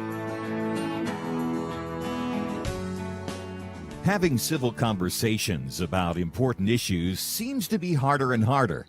Various media outlets tell people what they should believe, why they should be outraged, and getting people to actually think, well, it can be difficult. Whether it's the gospel, tax issues, social policy, or just about anything else, you need to have solid information and clear thinking to address the hard issues. You need God's truth applied.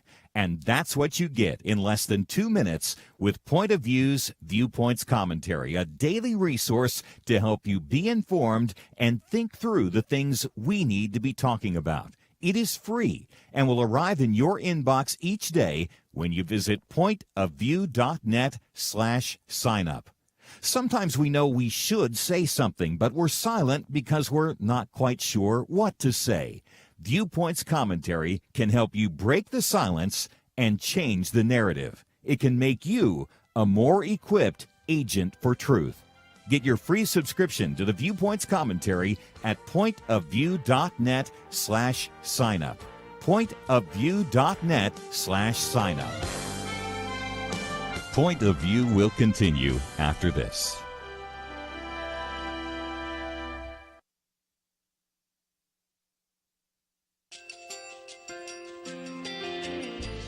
I just want to thank you so much for all the wonderful programming you have. You're just absolutely fantastic. I recently started listening to Point of View, and I really found it interesting because of the different subjects you cover. Thank you for that.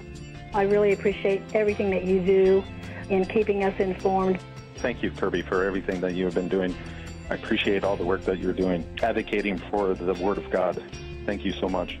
Point of View, I think, is absolutely necessary because it's a Christian perspective, a biblical worldview perspective, and receive very current, up-to-date information about what is really going on, week to week in our culture, which is changing so rapidly, and yet it's morally sliding backwards. Yeah, I'm just, first of all, I thank you guys. Y'all's program is wonderful, and enjoy it every day. I learn so much every time I listen to it. Point of View Radio Talk Show.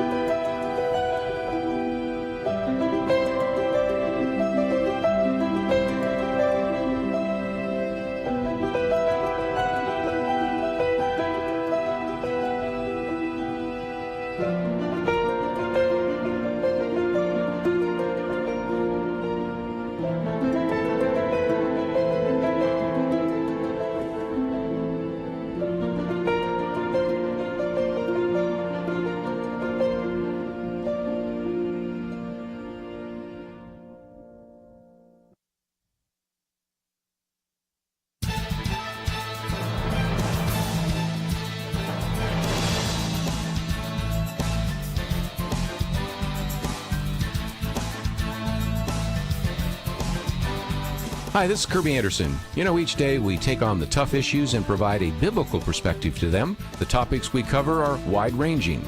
Apologetics, theology, prophecy, creation and evolution, intelligent design, marriage, family, child-rearing, the millennial generation, trends in society, politics, economics, business, religious liberty, the Constitution, public policy, foreign policy, military policy, tensions in the Middle East, abortion, homosexuality, pornography, sexual ethics, media, technology, history, and America's godly heritage.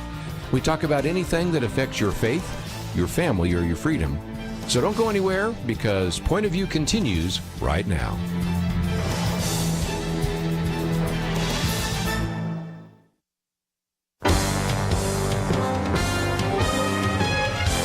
Across America, live. This is Point of View.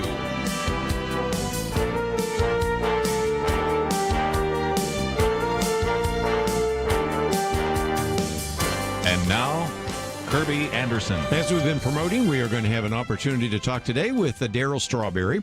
His new book just came out today, and you should be able to find it in your local bookstore. It'll be there shortly. Turn Your Season Around, How God Transforms Your Life. It has 9 chapters or 9 innings, and endorsed by all sorts of people we've had on this program, like Jack Graham and Greg Laurie, and the list goes on and on. And he is an individual, for those of us that love baseball. A lot of us around here didn't watch a lot of baseball last year because of the pandemic, but that's going to change. I've certainly watched baseball in a lot of different baseball parks over these years. But again, Darryl Strawberry, best known as a baseball legend, an individual that had 4 World Series titles, 8 All-Star Game appearances, a nomination to the National Baseball Hall of Fame back in 2004. But we're going to focus on something else that you probably are well aware of in terms of his ability to share the gospel, and he found redemption and restoration in Jesus Christ. He is an individual that, of course, you have maybe read about some of that before in some of his other books: Straw, Finding My Way, Don't Give Up on Me, Shining Light on Addiction, The Imperfect Marriage. And we have a link to findingyourway.com, as well as information about this book, because he and his wife founded Strawberry Ministries. And of course, you can also find out a little bit more about that on our website, which is pointofview.net. Darryl Strawberry, just great to have on the program here today, here on Point of View. Thank you so much. It's been a wonderful day, and thank you for having me. And, we just have the opportunity to just be able to share the love of Jesus Christ to people, and hopefully people can understand that the Savior loves them no matter what we go through. And again, you have an incredible testimony. I've been in the audience when you've had a chance to speak and share your testimony, but even your book starts out with, I'm just a nobody trying to tell everybody about somebody who can save anybody. And there is a sense in which there are 2 aspects of Darryl Strawberry. There is the intimidating batter in the box and the incredibly gifted athlete, who also, as you have shared in other books, but also share in this book, was very broken. Can you share some of that story for those that maybe don't know the testimony of Darryl Strawberry? Yeah, I can share that. I just think of my life, and I think everybody sees me from the standpoint of the baseball uniform on, but they don't realize I was broken before I ever put the baseball uniform on. And it was because of my pain, my deep pain, that led me to my greatness. And my greatness would eventually lead me to my destructive behavior. Yes. Brokenness is real, no matter who you are, no matter being 6'6", strong hitter, power hitter, whatever you want to call it, run the bases, do everything, athletic skills, talented, just like you see most athletes and entertaining people that have all the ability to do what they do, but also on the inside, are we well? And majority of the time you're not. The success of who you become covers up everything. And that's what it was for me. My baseball ability covered up. Putting on the baseball uniform made me a baseball player. It never made me a man. And I think people need to understand that. It just made me a baseball player, and being privileged and having a bunch of stuff, but at the same time broken and confused, and having the wrong identity and wondering, who am I, as I was going through that process. And the sad reality is a lot of that unfolded in front of the public eye. You become the Rookie of the Year in 1983, And so you're still trying to get your sense of identity. And there are all sorts of people pushing things towards you. So whether it's drugs or partying or promiscuity, whatever. And you talk about this idea of self-indulgence now, which if you think that through, that's S-I-N, which is sin. And that was something that in some respects you're helping people understand that it isn't just something that affected Darryl Strawberry, but all of us in one way or another are vexed and influenced by sin, aren't we? No question about it. Sin is very powerful. It's very deadly. It's very dangerous. And it's there, and it always have been there, and it will always be there until you come into a personal relationship with Jesus Christ to be able to conquer those things that your appetite, your flesh have.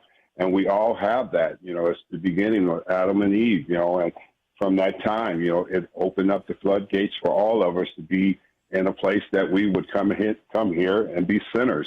None of us are great. None of us are perfect. Jesus is the great one, the perfect one. And the rest of us will all fall short.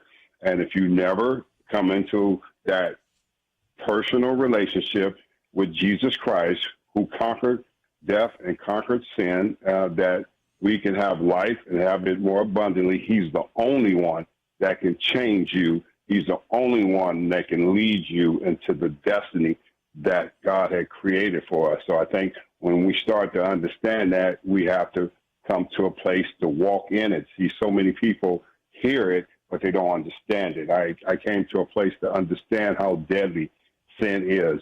For the wages of sin is death. That is real. It is death. It will kill you. It will destroy you, destroy everything about you. And until you come into having a personal commitment, like I said, to Jesus Christ, and then you learn how to walk a different way in a holy life because of what Christ has already done. Let's talk about how grace was something that was such a part of your life, Ephesians 2:8-9. Here you are in an evangelistic crusade, Anaheim, California. You should have been the happiest person around. You just had a 5-year, $20 million contract. That kind of pales now, but back then that was a lot of money for a baseball player. And so one of the most lucrative contracts in the history of baseball back then. And yet here you are just, weeping uncontrollably every night at this weekend evangelistic crusade there in Anaheim. Tell us more if you might. Yeah, as I sit here and as you talk about that, the chills just come all over my body because of the fact that I know I was sitting there and I just signed this major league contract to play in Los Angeles and becoming a free agent. And I go to a crusade of Morris Cirillo's crusade in Anaheim, and all I hear is about this man named Jesus. I went there Thursday, Friday, Saturday, and Sunday, and I just cried every day, every night. And, because I was hearing the gospel of who Jesus Christ was, that he can forgive you, he can heal you, he can restore you. I was hearing all these wonderful things about who he was, and the power and the presence of the Holy Spirit was there. And I came down that Sunday because he said anyone wants to come down and be set free from demonic forces, just come down. It wasn't a force issue, it was up to you, volunteer. So I came down and he laid hands on me, and the power of God hit me. And my belly was flowing like a river, and some guy that was there picked me up. He says, "I don't know who you are." He said, "But all hell is about to break loose in your life." Wow. And I was thinking, oh my God, this man sounds just like my mother, whoever he was. My mother, she told me the same thing. That's so good. We need to take a break, and when I come back, we have 9 chapters or 9 innings. We've only gone through the first inning. And by the way, let me just mention that each one of these chapters has a whole section at the end called Think About It. And usually there's anywhere from 5 to 7, usually about 7 different questions. And so this would be not only a book that you would like to read, if you're maybe dealing with some people that kind of like sports and maybe they're a little resistant to the gospel, but they might want to know the story of Darryl Strawberry, this book could be a great evangelistic outreach as well with small groups. So we're going to talk a little bit more about how to use this book and also some of what is in it. Published by Zondervan. It came out today, and you should find it in your local bookstore, but we have information about that on our website. We'll be right back.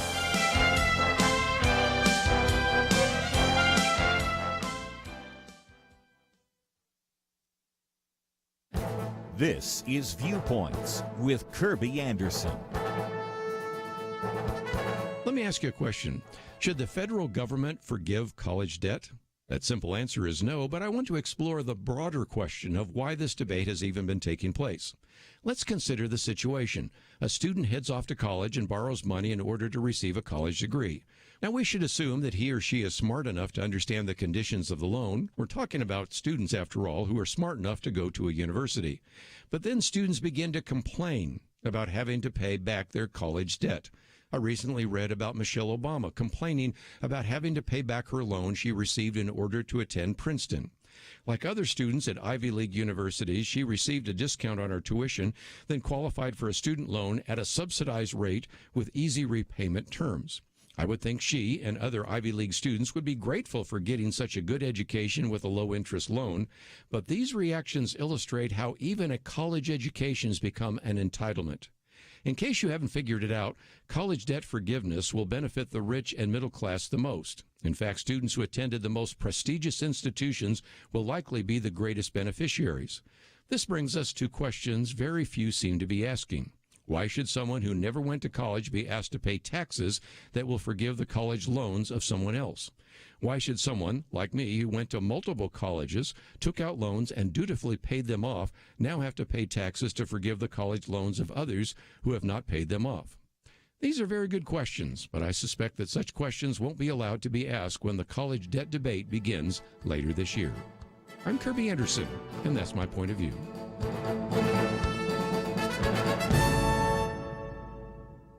Go deeper on topics like you hear on Viewpoints by visiting pointofview.net.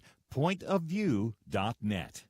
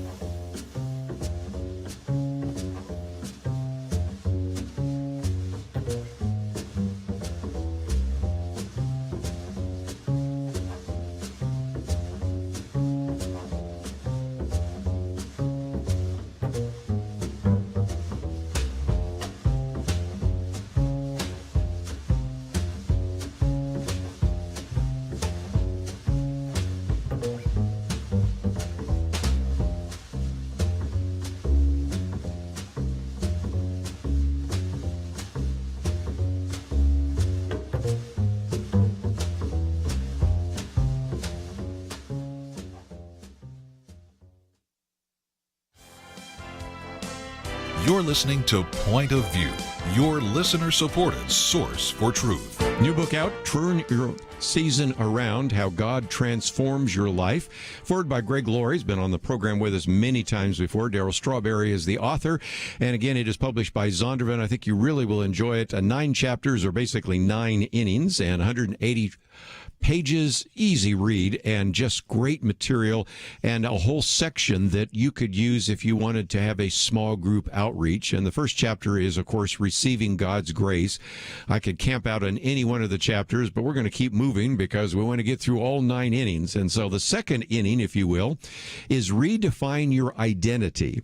Now, that was interesting because, you know, when you put on the Yankee pinstripes, you had stripes, but only later did you understand that Jesus also bore the stripes by which you were healed. So there's a sense in which you had an identity crisis before you were a Christian, but then once you became a Christian, you had a new identity. Speak to that issue, if you might.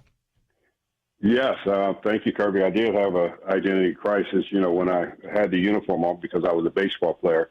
And I thought that would fulfill all the promises of my life, and all it really did was fulfill the promises of what I was doing on the baseball field. It didn't change me as a man. It just made me a baseball player. So when I came to Christ, you know, that's when the really work started to become, you know, a new identity of who I am, because it's a process. It's not an overnight miracle. So many people look for the overnight miracle for God to just do a poof. I dream a genie, but he's not. I dream a genie. He's God, you know, and you have to come to a place and obey him, and so he can see that you are understanding who he is and who he is in your life, and he leads you down a road that is it's nothing. You can't even compare the road that he leads you down. You know, I had everything from an earthly standpoint, fame, fortune, millions of dollars, you know, privilege and everything. But when I met Jesus, this was the greatest gift that I ever received. I sat for 7 years. God sat me for 7 years and took me through a discipleship of knowing who he was, because a lot of people want to be pastors and want to be speakers, and they get on platforms and you're not prepared, and God knows that the enemy is going to choke you if you got the wrong identity, and he's going to strangle you and he's going to kill you, because that's what Jesus said in John 10:10. He said, the thief does not come except to steal, kill, and destroy. I have come that you may have life and may have it more abundantly. He's talking about the peace, joy, wisdom, knowledge. So I'm grateful for all that I went through. I'm grateful for the sitting. I'm grateful for the training that God gave me, because he was preparing me for something far greater than I could ever imagine.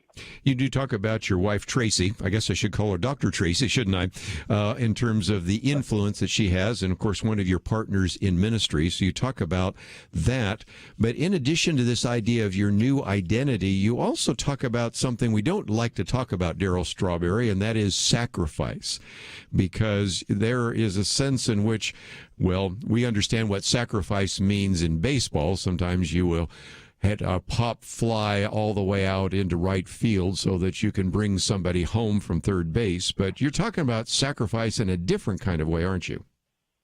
I'm talking about a totally different sacrifice that has to take place. You got to get rid of your ego, which is a 3-letter word, easing God out. And you can't be selfish in your learning to be able to move forward. And you got to be able to accept the help from the people that God put in your life. You know, Tracy was a pillar to me, because God put her in my life to save me and to lead me back to him, because she was walking with Christ.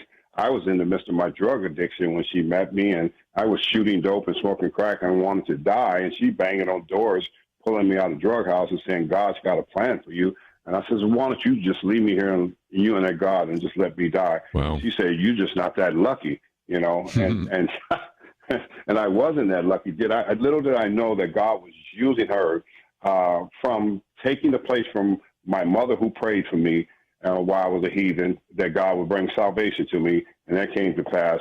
And then God would bring Tracy, just like my mother, who prayed over me and who covered me when everybody else had given up on me, who covered me to come back to the Lord. And she led me back to the Lord, and we got into church. And that's the sacrifice that one has to look at, someone else giving their life to tell you that Jesus loves you. When someone tells you that, and you start believing that, and you start walking in that, your life changes for the good. And that's what happened to my life. My life changed for the good, because my wife is an incredible woman of faith, and she's very humble and lives in humility. She's born and raised in St. Louis, and she's just a simple Midwestern girl who fell in love with Jesus after her own problems and led me back to the Lord. And God gave us a ministry to work together to help those that are lost. It's just incredible. Praise God for strong women, but also a very humble woman, as you point out as well. Third inning is renew your mind. That's what we talk about, Darryl Strawberry, so often here on Point of View, the need for us to think God's thoughts after him, to not be conformed to this world, to not be taken captive to false ideas.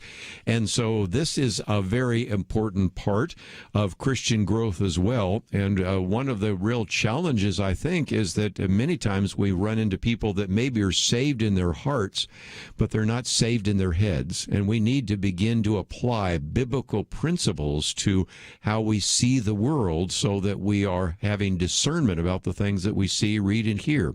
Tell us more, if you might. Yeah, that's a really good point, because a lot of people never get to that place to change their mindset and realize that they have to be transformed and they have to think different. You can't not think from a worldly standpoint when you want to be on God's team. You have to think from a kingdom standpoint. You have to learn scriptures. You have to apply them to your life, and you have to learn how to live them even in the midst of the storms, because the storms are coming, and you have to still be able to stand and have that foundation. It's about a foundation. I think the problem with most Christians, they don't have a foundation biblically in the Word of God, in the Scriptures. They just go over, they say them, and they don't know the meaning of them. They don't spend enough time meditating on it. And I remember that's when the Holy Spirit started teaching me supernaturally scriptures and teaching me the meaning of scriptures, you know, and learning how to break it down and being able to transform yourself and have a new thought process and being able to trust, you know, being able to trust the Lord. That's why I use Proverbs 3, 5, and 6 in that, you know, right. Trust in the Lord with all your heart, you know, and that was really important in that ending the third chapter is to be able to trust the Lord with all your heart and lean not on your own understanding.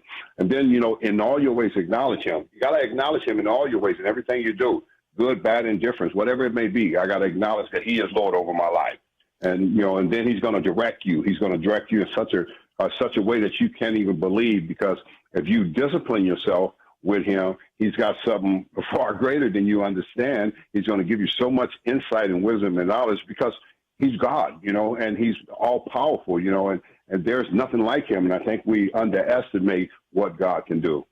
And again, you are certainly focusing on the positive. Let me focus on the negative before we take a break, because you do talk about the fact that one of the biggest issues, and it's sort of this issue of reprogramming, is pornography. And you talk about the fact that where you go and teach and preach, you run into so many men struggling with pornography.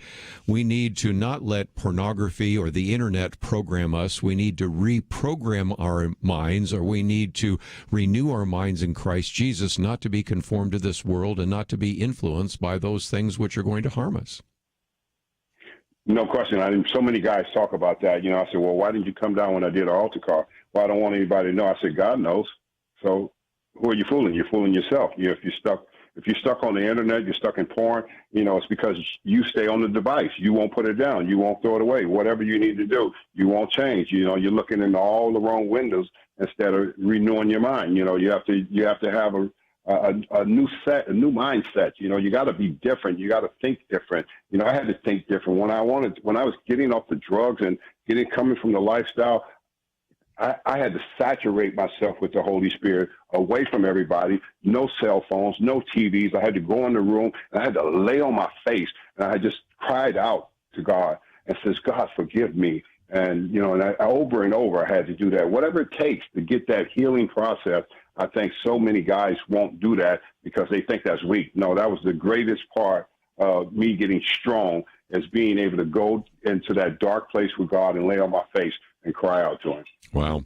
We're going to take a break. The book is entitled Turn Your Season Around, How God Transforms Your Life, forward by Greg Laurie, of course, written by Darryl Strawberry. And by the way, if you're taking some notes, every one of those innings starts with an R. First of all, we talked about receive God's grace, redefine your identity, renew your mind. When we come back, we'll talk about reveal your scars, release God's grace, reflect God's heart, reclaim God's best, restore God's peace, and rejoice always. Just a fascinating book. And we'll try to see if we can make our way through all 9 innings. And it is published by Zondervan. You should be able to find it in your local bookstore. Published today. And that's why we are so thrilled that we could have Darryl Strawberry on with us. And we have another half an hour with him before we finish off. So feel free to join us after these important messages.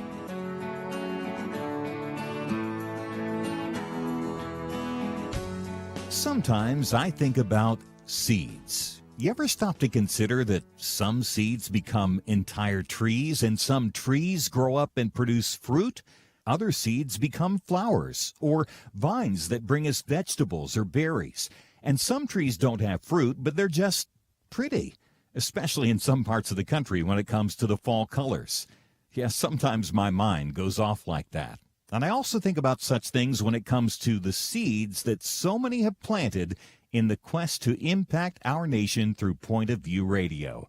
You may think that your gift is a small thing, but like a seed, it can grow to have an impact beyond your imagination.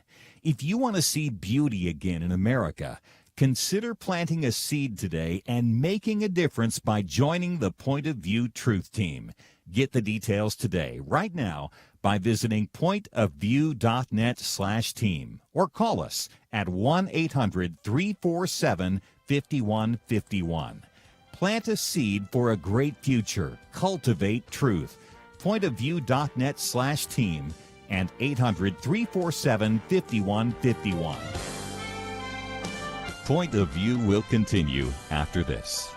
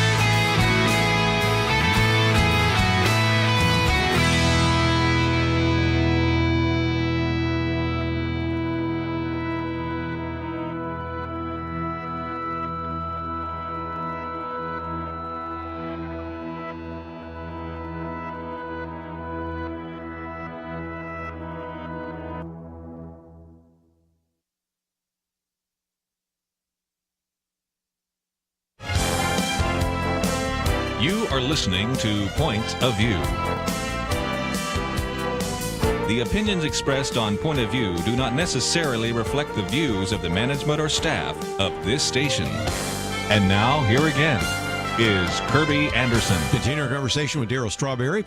Book is entitled Turn Your Season Around, How God Transforms Your Life. And let me just, before we go any further, Darryl, mention that we do have a link to findingyourway.com on our website. Of course, we have information about the book as well. So if people would like to know more about you, if they're struggling with addiction or marital problems, if they'd like to maybe subscribe to the Daily Walk and some of the other resources, talk about what they will find when they land on the website, because there's some great resources for our listeners today.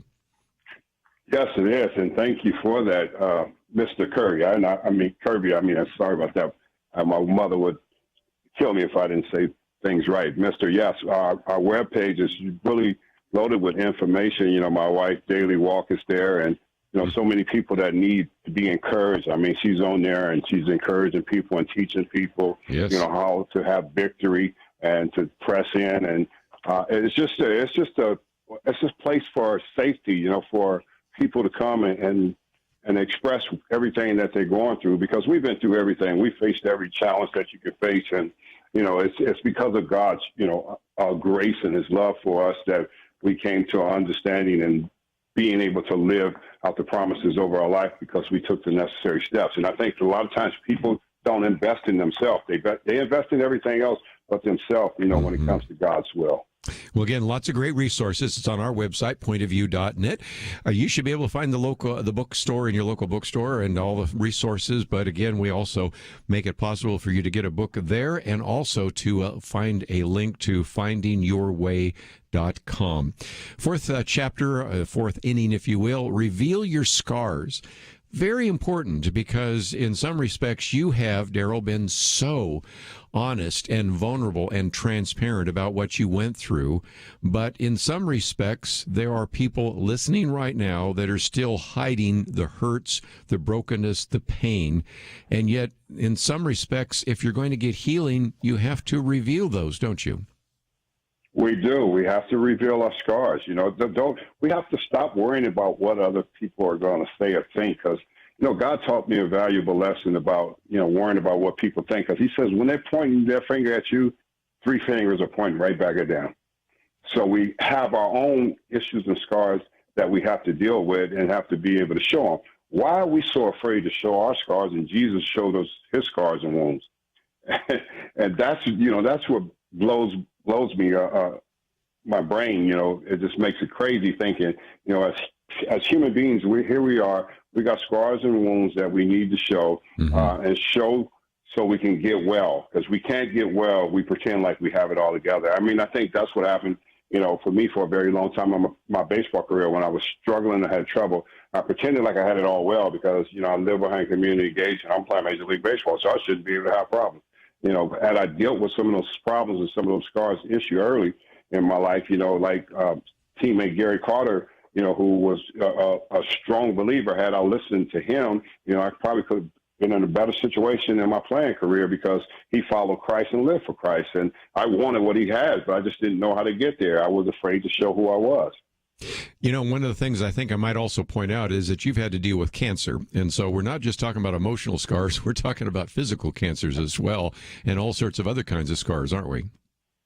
We are. We're talking about cancer twice and losing my left kidney in the second surgery, and, you know, going on to live. God lets me go on to live and do incredible things for Him just with one kidney. And so I know I'm a miracle. That's why I'm running the race so hard. That's why I'm so bold about the gospel, because I don't really deserve to be here, but God gave me the grace to be here. So I'm going to take advantage of it, and I'm going to use it to glorify Him and His kingdom. I'm never going to put myself on a pedestal and say it's about Darryl Strawberry. This book is about my writer, Lee Weeks, who was my writer, who is an incredible writer, who is an incredible man of faith, and who know biblical principles. And for me to be able to have a book like this, I wouldn't be sitting here if it wasn't for him and the power of the Holy Spirit working through me. Again, let's mention that it is written with Lee Weeks, and we did mention that.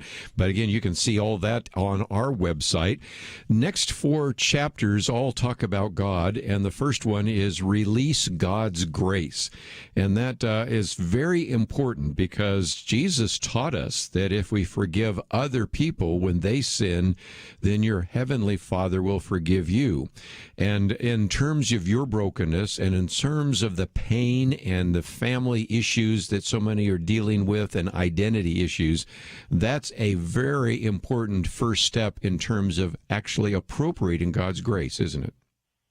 It is, and that's a very touchy situation for a lot of people, because a lot of people don't want to go to this place of releasing God's grace to others, because we were given grace and we don't know how to go back and give grace to others until God actually speak to you and tell you to do it, or we just won't do it, you know. And it's a forgiveness part that you have to do that doesn't have anything to do with the other person.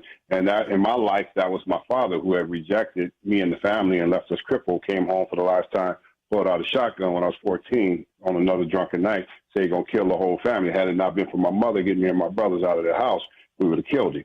And there should have been a tragedy in my life from that point. And I kept my father out of my life because of his abuse to us and the physical abuse of beating us and with a extension cord and taking our shirt off. And I just kept him out of my life throughout my whole career and everything, and didn't know his grandkids or anything, didn't really have a relationship with me.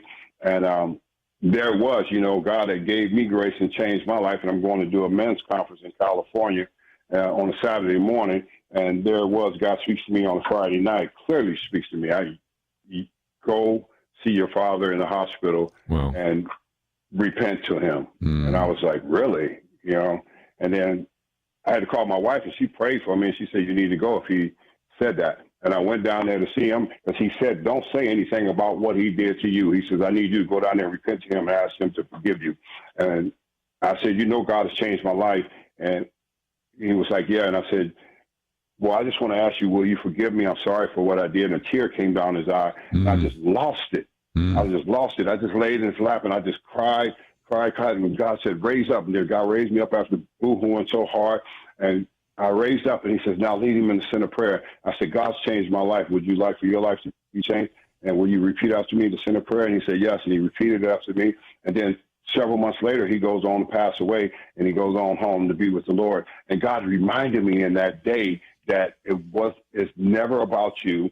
And he said the forgiveness was not for your father, it was for me. That's why I stayed broken all those years. That's why I never had victory over my life in a lot of different areas, because I wouldn't forgive him.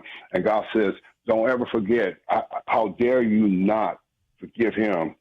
And I forgave you. I gave you grace. Now you go get somebody else grace. That's such a powerful story. Again, that's part of the chapter on Release God's Grace. So powerful. But let me pick out at least one more before we take a break, and that is, and rather the longer chapters, reflect God's heart. So first of all, we talk about release God's grace, but of course we're also recognizing that we're a chosen race, a royal priesthood, a holy nation, a people for his own possession. We need to be reflecting God's heart into the world, which is watching us to see whether or not the gospel really is true. Yes, we need to be a living example. I remember when I first started on this journey, so many guys that I played with, they would say, yeah, let's see how long this lasts. But, and here it is, 18 years, I'm still following God, is because of, the heart of God. You have to come to the place of having the heart of God, of who God is, and showing the love to everybody else, and not being a one that just talks about God, but I live a different way. That is not God's heart, And even with all the trouble, you remember David, he said, David is a man after my own heart. Even the trouble that David had, God knows that the heart of a man could be used mightily for his glory. And I think so many of us try to brand ourselves. I don't know why so many ministers are getting in the pulpit trying to brand themselves when Jesus is the greatest brand, and all you have to do is go represent him and have the heart of what God is really all about. Let's take a break, and when we come back, we'll finish off. We've been talking about some of the R's, as I mentioned: receive God's grace, redefine your identity, renew your mind, and reveal your scars. But now we're in the whole section on God. Release God's grace, reflect God's heart. When we come back, we'll talk about reclaim God's best and restore God's peace and rejoice always. Just a fascinating book, but also, as you've already been able to tell, some really powerful stories. For example, the story of his father, the story of how, in some respects, Tracy was dragging him out of situations where many people would have simply given up. And so, if nothing else, it's a story of God's grace. It's a story of repentance and restoration. It's a story of perseverance. And I think you really will enjoy the book, which has just come out, Turn Your Season Around, How God Transforms Your Life, a foreword by our good friend Greg Laurie, and of course written by Darryl Strawberry with Lee Weeks. And we will take a break and continue our conversation and talk a little bit more about how we can reclaim God's best right after these important messages.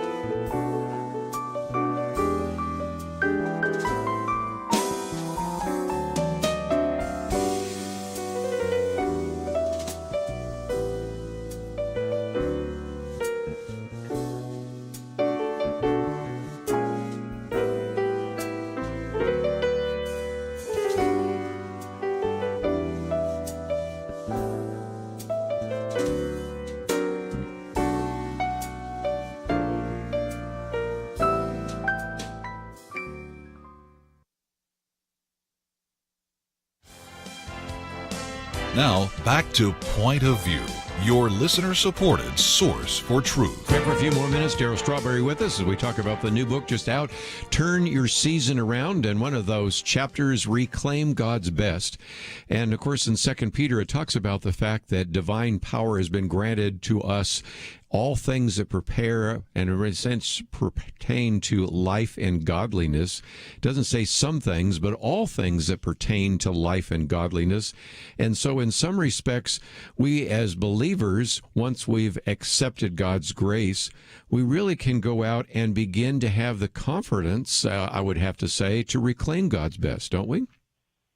We do. Once you come to that place and that knowledge of who God is in your life, not in somebody else's life, and then you go on to proclaim his best and what he's called you to do, because he's called all of us to do something for him. He created all of us to have a platform and reach different people. The people I reach. The people you reach or somebody else reach, I can't reach. God's called everybody for an assignment to be able to do that and be able to reclaim his best. His best is yet to come. Every day that you wake up, it's always something new. It should be an urgency. God, who can I help? Who can I tell about your love? Who can I do something for that don't think you exist? And I think that's where people go wrong. We get so consumed and so busy with so many other things, social media and news and all that stuff. And I don't even watch that stuff. I don't even want to be a part of that stuff. I want to be a part of, doing God's best. God has made us to be the best that we are. He's restored us. So let's go out there and do it. Let's utilize the gift that he has given us to make a difference in somebody else's life. Again, that's to reclaim God's best. Some great material there, but I thought I'd keep moving and look at another chapter, to restore God's peace. And I was just thinking, Darryl, there are people right now that are saying, I appreciate what you're saying, but I'll be honest with you, I don't really have this peace that you're talking about. I don't feel like I have this grace that you're talking about. You even have a chapter here about rejoicing. I can't really say I'm rejoicing right now. I seem to be missing something, just as you were playing with some of these athletes that seem to have something that you knew were missing, but you couldn't figure it out. What would you say to those individuals? Well, I would say that the peace comes from when you spend quality time with God and his word and worshiping him and thanking him, for the goodness of who he is. And not looking at all these earthly things. I think what happens is people think that things are going to fix me. And, if I had more stuff, I had more of this, I'll be better and I could serve God then. No, that really doesn't work, because when I had more stuff, I just kept running the wrong direction. So I'm going to tell you, you're better off where you're at to be able to understand that God's peace, is restoring his peace inside of your heart. It's his peace that surpasses all understanding. It passes all understanding of everything that you be thinking about.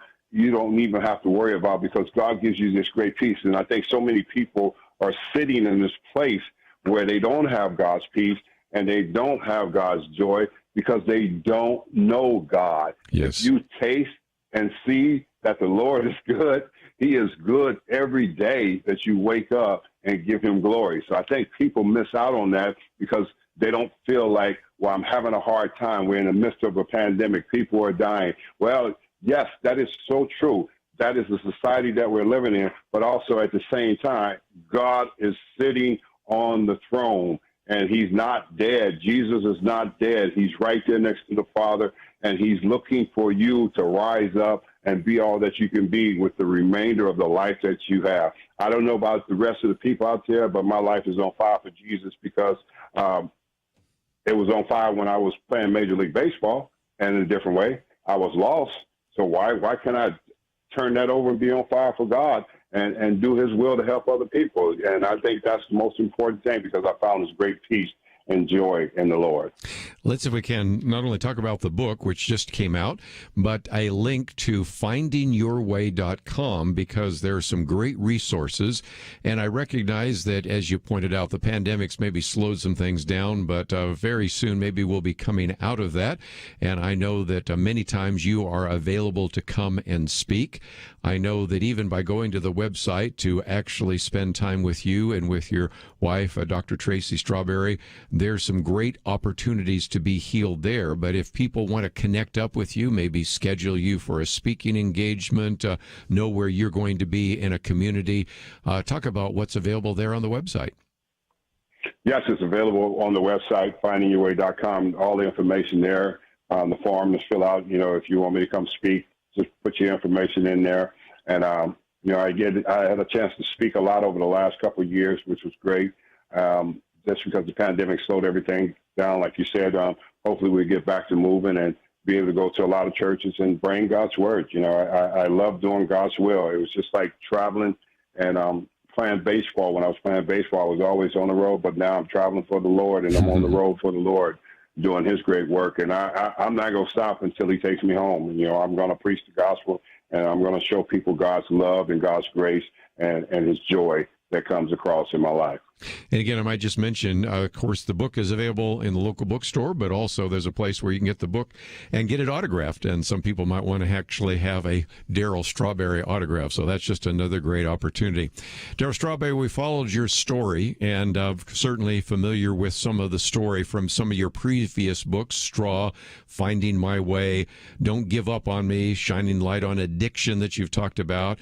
And of course, even the Imperfect Marriage, Help for Those Who Think It's Over, and those, of course, you wrote with your wife. And this most recent one, Turn Your Season Around, How God Transforms Your Life. And so we are just thrilled that the book is out. We are so grateful that you would give us an hour today here on Point of View to talk about that.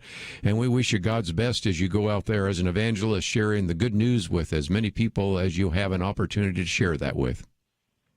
Thank you, sir. I appreciate you guys. Thanks for having me on. And, thank God for this material, that it would help somebody else, and somebody else would come to know the saving grace of our loving Lord Jesus Christ.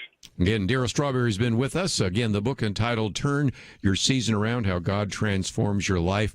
And if there's anybody, if you think about that really understands this idea of redemption, you've just gotten kind of a little bit of a taste of the kind of experience that he had in terms of really being so successful in the sports world, but so broken in some of his life and so tempted by the things of this world. And now you get to see him as a man that has used this as a platform to actually go out there, and you can, I think, pick up his purpose. You can pick up his passion, and the fact that he and his wife have just an active ministry. They have kind of a recovery center there as well that you can find out more about by going to Finding Your Way with Darryl and Tracy Strawberry. And so those are certainly some great opportunities. And as you may have invited him to come and speak, or maybe in the future would like to, he has an ability to talk about the abuse that he went through, which we shared a little bit today, the addictions that he was dealing with, some of the other destructive issues that really affected him in negative ways. And so this is a chance, really, with this book to take some of these ideas and use them effectively. 9 chapters, or as he calls it, 9 innings, and each one of the ending chapters has a whole section where there's a question or two that you can maybe use in an evangelistic way. It's a whole section called Think About It, and usually anywhere from 5 to 7 questions. So if you would maybe want to do a small group outreach, an evangelistic outreach, I think you're going to find this book really helpful. And if you have somebody in your life that maybe loves sports, but they don't really love the gospel, this might just be a great way to get them excited and to really get them into his story, because it really tells a lot about his life, and it just reminds us, if nothing else, what really is important in life. So, great interview with Darryl Strawberry. Hope you appreciated the conversation, and want to thank Andrew and Steve for their help behind the scenes. Have a great day. We'll see you back here tomorrow, right here on Point of View. Having civil conversations about important issues seems to be harder and harder. Various media outlets tell people what they should believe, why they should be outraged, and getting people to actually think, well, it can be difficult. Whether it's the gospel, tax issues, social policy, or just about anything else, you need to have solid information and clear thinking to address the hard issues. You need God's truth applied. And that's what you get in less than 2 minutes with Point of View's Viewpoints Commentary, a daily resource to help you be informed and think through the things we need to be talking about. It is free and will arrive in your inbox each day when you visit pointofview.net/signup.